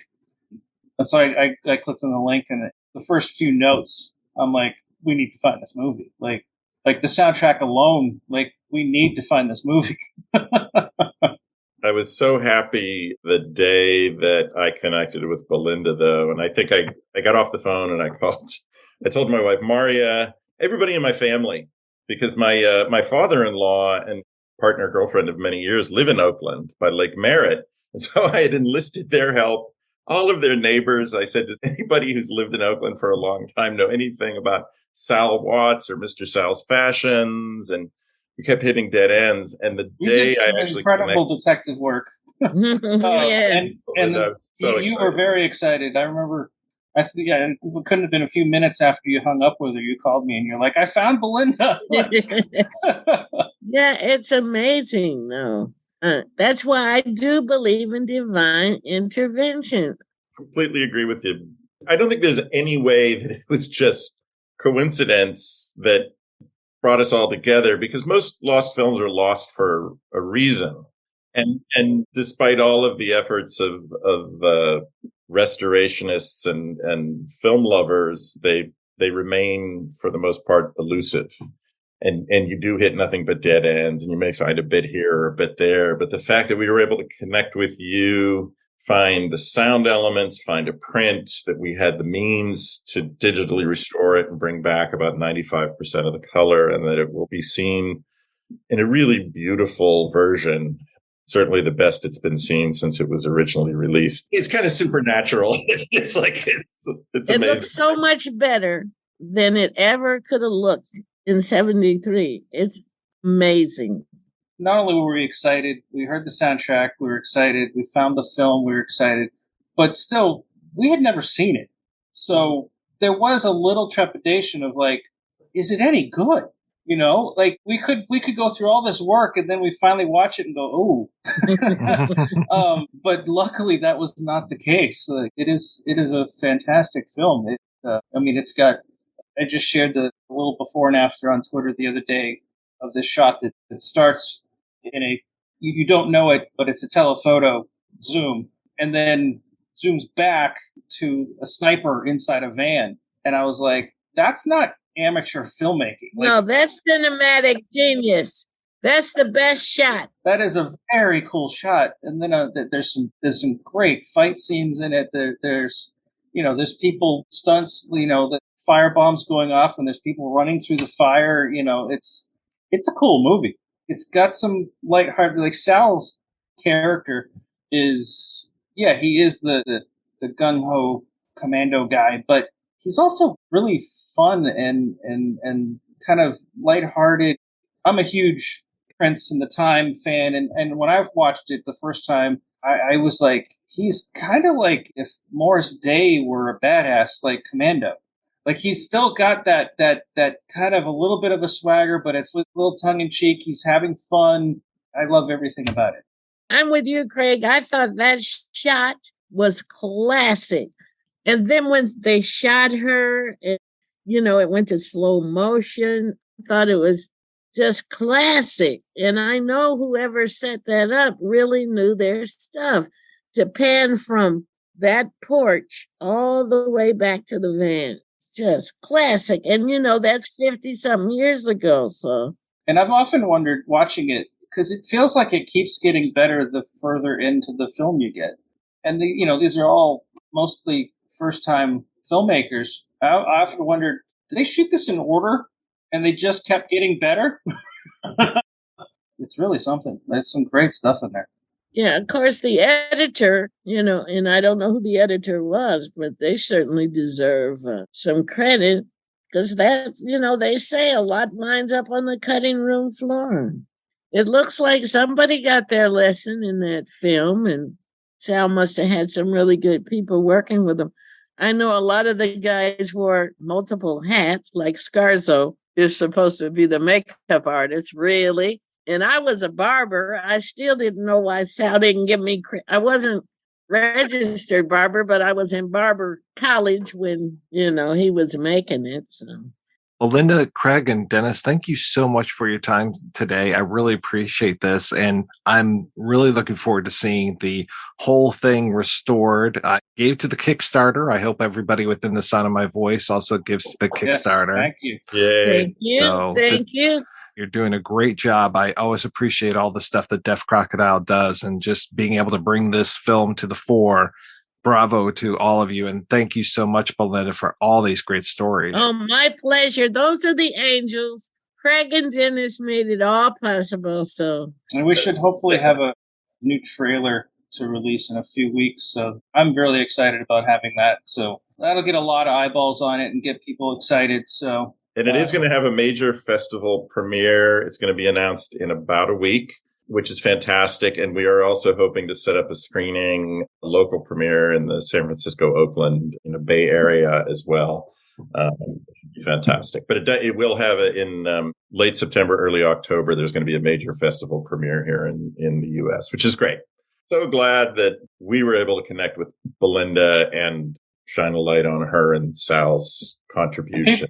People are excited about this. I had a person today reach out to me online just saying, there's a theater near me that this would be great to play at. Like, please, let me know if I can help you get it there. Like, so people want to see it.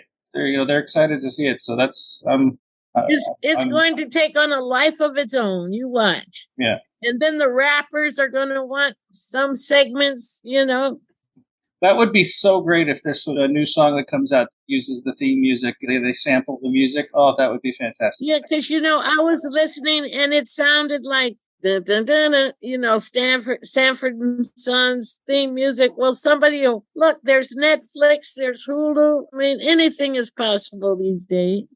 Mike, thank you so much for having us on. Thank you. Thank you, Mike. Appreciate it so much.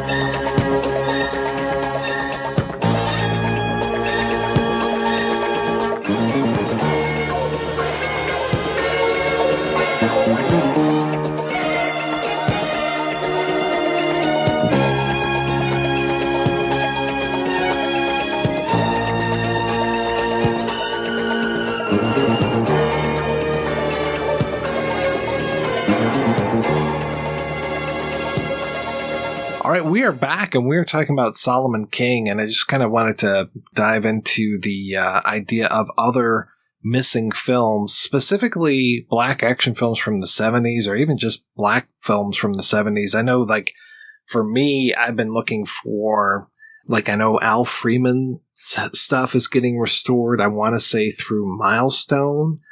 Oh, really? I might be mixing him up with Lionel Rogosin, but I think it's Al Freeman stuff. So both of those guys, they have things that are on my list. I want to say that there might be a copy of Lionel Rogosin's Black Fantasy in a university in Wisconsin. I happen to track down a print, but it's a print, so it doesn't do me any good. What am I going to do with that?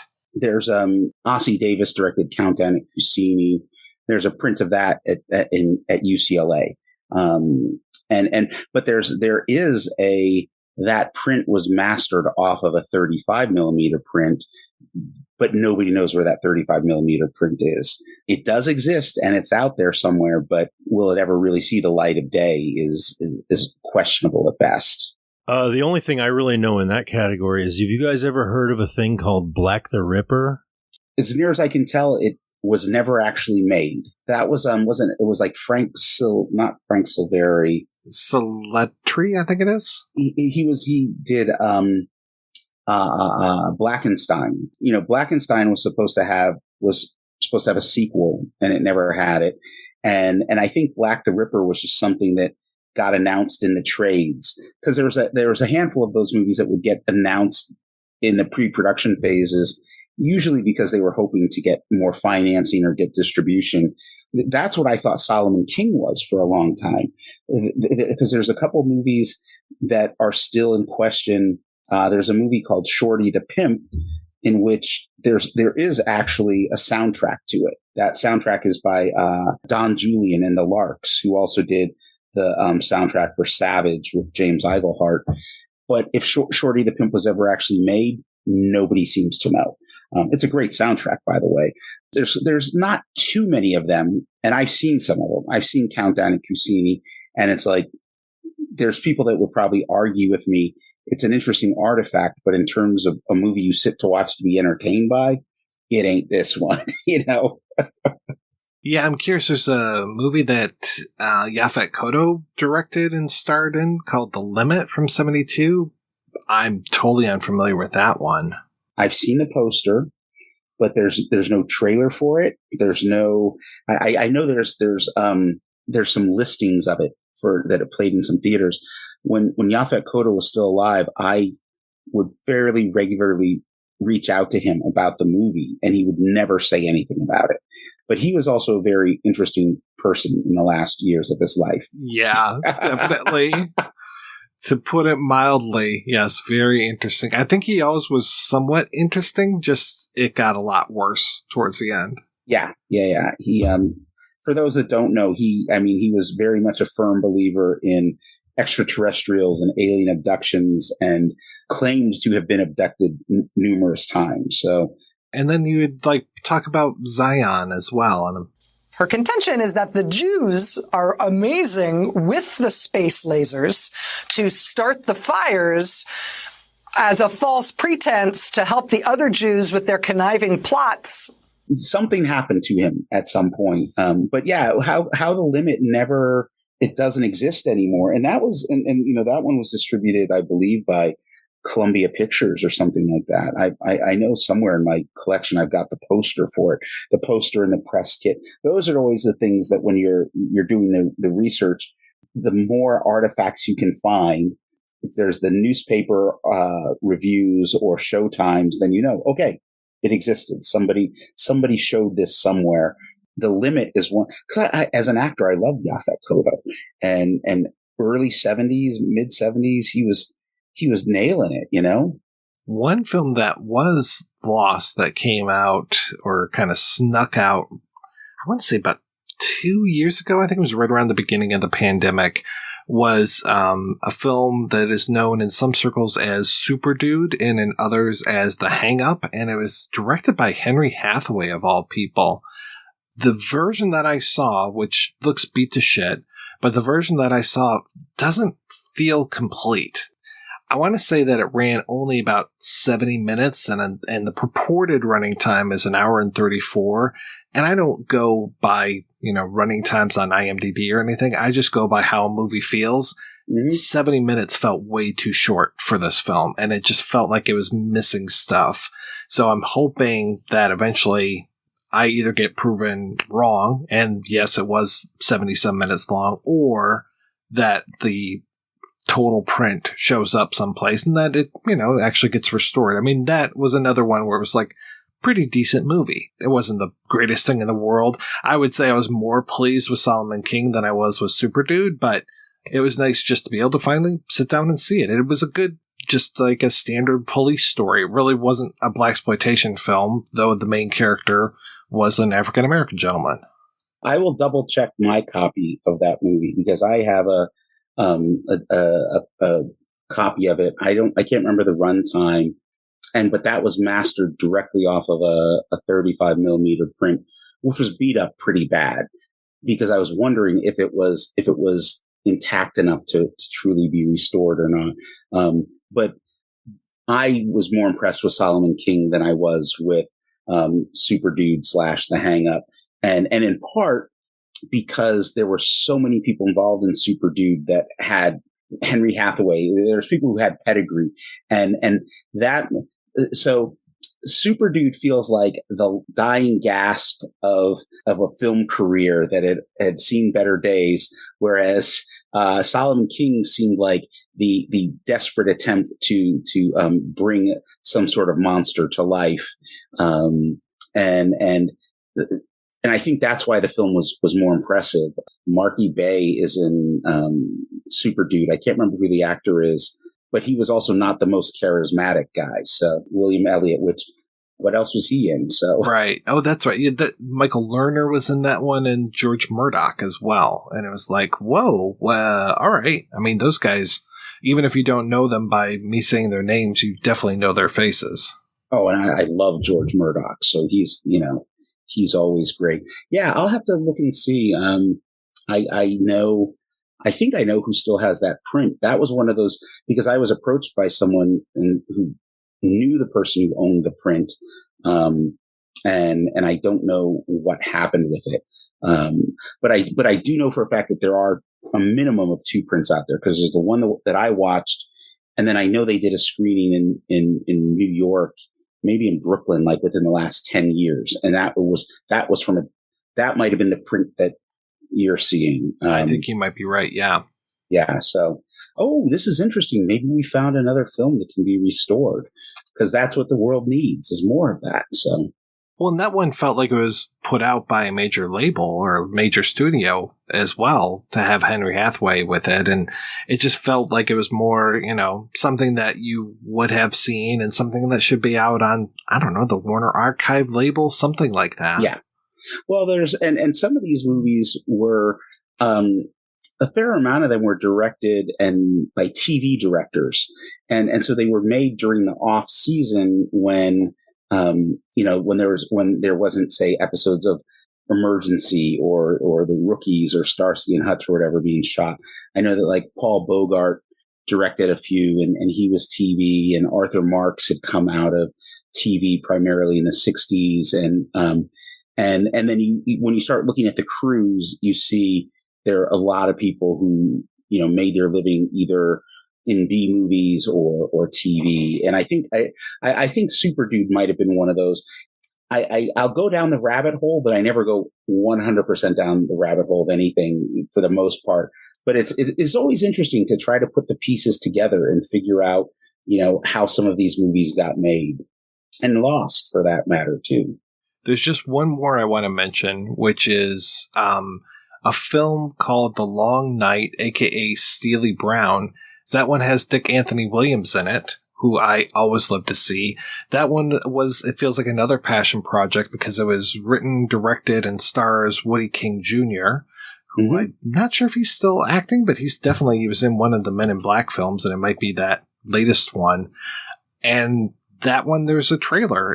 Somebody put that out on to archive.org. So it's like, all right, again, kind of seems legit. You're not going to make a trailer for a movie that doesn't exist and give it an alternate title and an alternate poster design. Yeah, Woody King was, he came from the world of live theater. I can't remember if he was part of the Negro Ensemble Company or not, but when you start getting to know some of the actors and people from that era, his name comes up a lot because he was really big in the New York theater scene.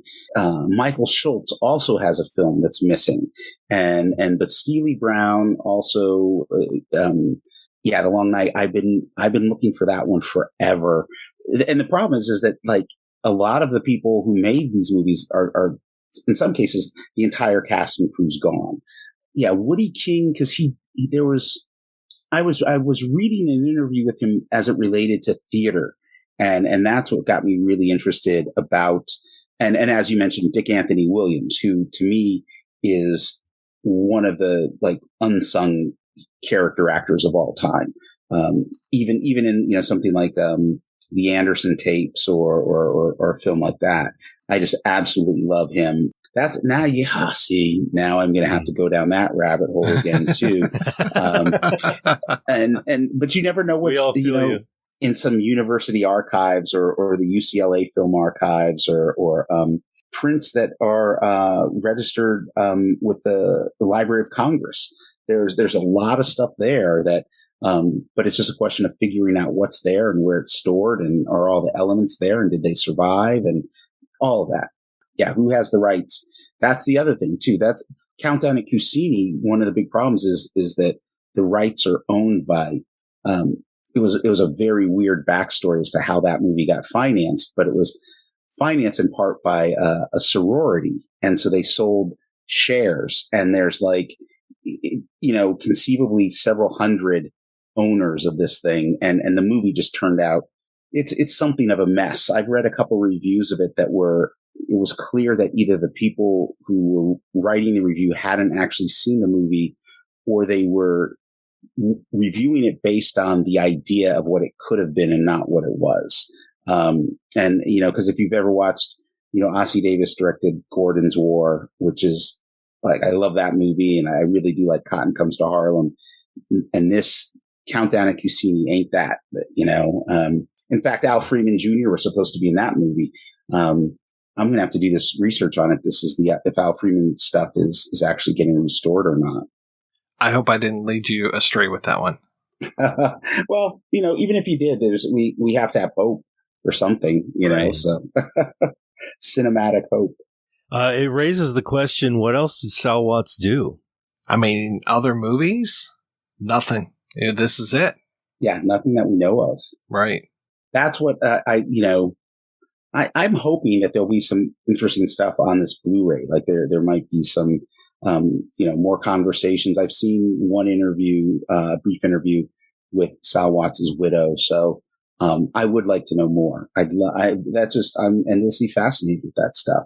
I just jumped on IMDb, and his only other credit for Sal Watts is playing a part in a comedy called Big Time in 1977.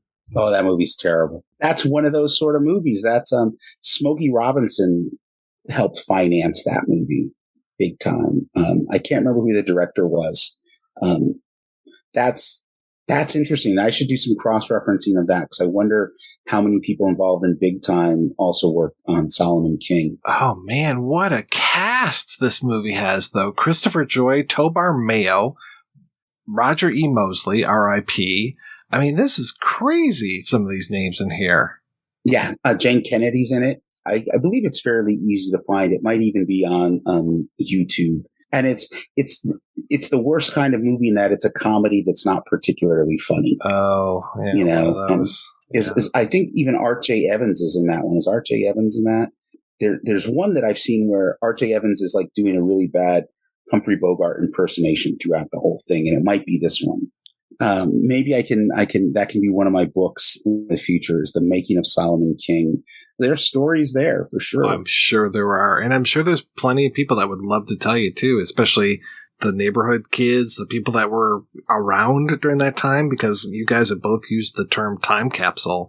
And that's what this is, man. And you're using the folks in the neighborhood, you're using local talent as much as you can, I'm sure. Okay, we all have something to look forward to then, don't we? Well, thank you so much, guys, for coming on and talking with me about this today. So, Leon, what is happening with you, sir? I'm currently working as editor on a surreal feature called Nyctophobia, which is hopefully going to hit the festival circuit later 2022. Also, if you're anywhere near New York City, I host a monthly very casual event in the back of a bar called Attack of the 50-Foot Movie. You can find out all about it at 50footmovie.com. And David, what's happening with you, sir? Well, right now I'm running a crowdfunding campaign for the second printing of the 25th anniversary edition of Badass Mofo, which is a zine that I did back in the 90s. I successfully funded it last year, and all the copies are gone. So I'm doing a second printing of that, and that's largely my love letter to blaxploitation. And in fact, there's a piece in there about lost films, and now that Solomon King has been found, there's this part of me that wants to go back and edit the book, but I'm not going to do that. And then I just I work in comics, and all sorts of interesting comic projects going on, and mostly just trying to enjoy life as much as humanly possible. It feels like you are always working on stuff. I always see these projects coming out, and it's amazing. I try, because, I'm like a shark. If I stop swimming, I'm going to drown. Well, thank you so much, guys, for being on the show. Thanks to everybody for listening. Thanks especially to our Patreon community. If you want to join the community, visit patreon.com/projection booth. Every donation we get helps the projection booth take over the world. There he is, known as a hit man. Satisfaction guaranteed or your money back. When you want somebody snuffed, this is the cat you call to fill a contract. He didn't come to stay just for a payday. He got by, but he won't get away. He watched and waited to destroy his prey. But the king and his brother won't let him enjoy his pay. Ain't that nothing? No morals, no principles. Let me tell you what he does. He takes a lie for money to spend. That won't help him much, cause he killed the king's friend. He's in trouble cause the king and his brother will seek revenge.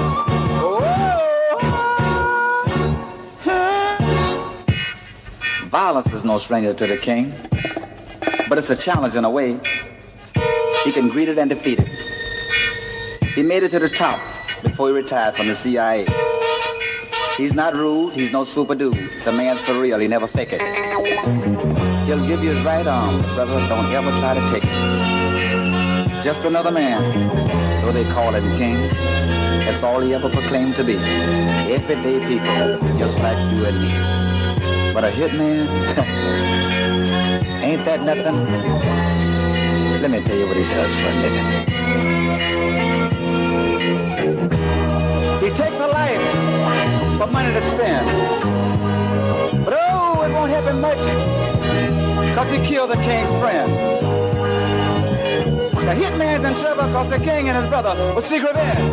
Whoa, yeah. There he is again, the hitman.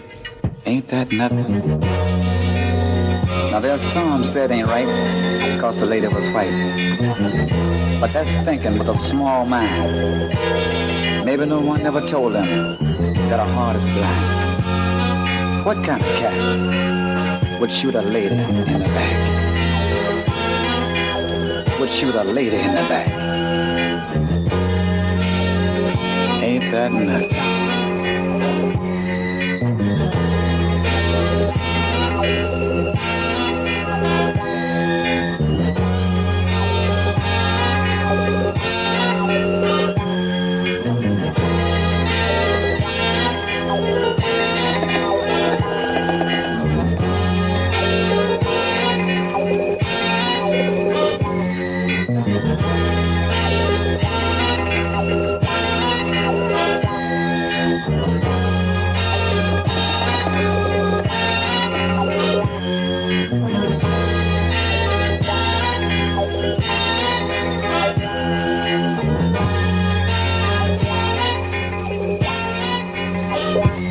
Thank you.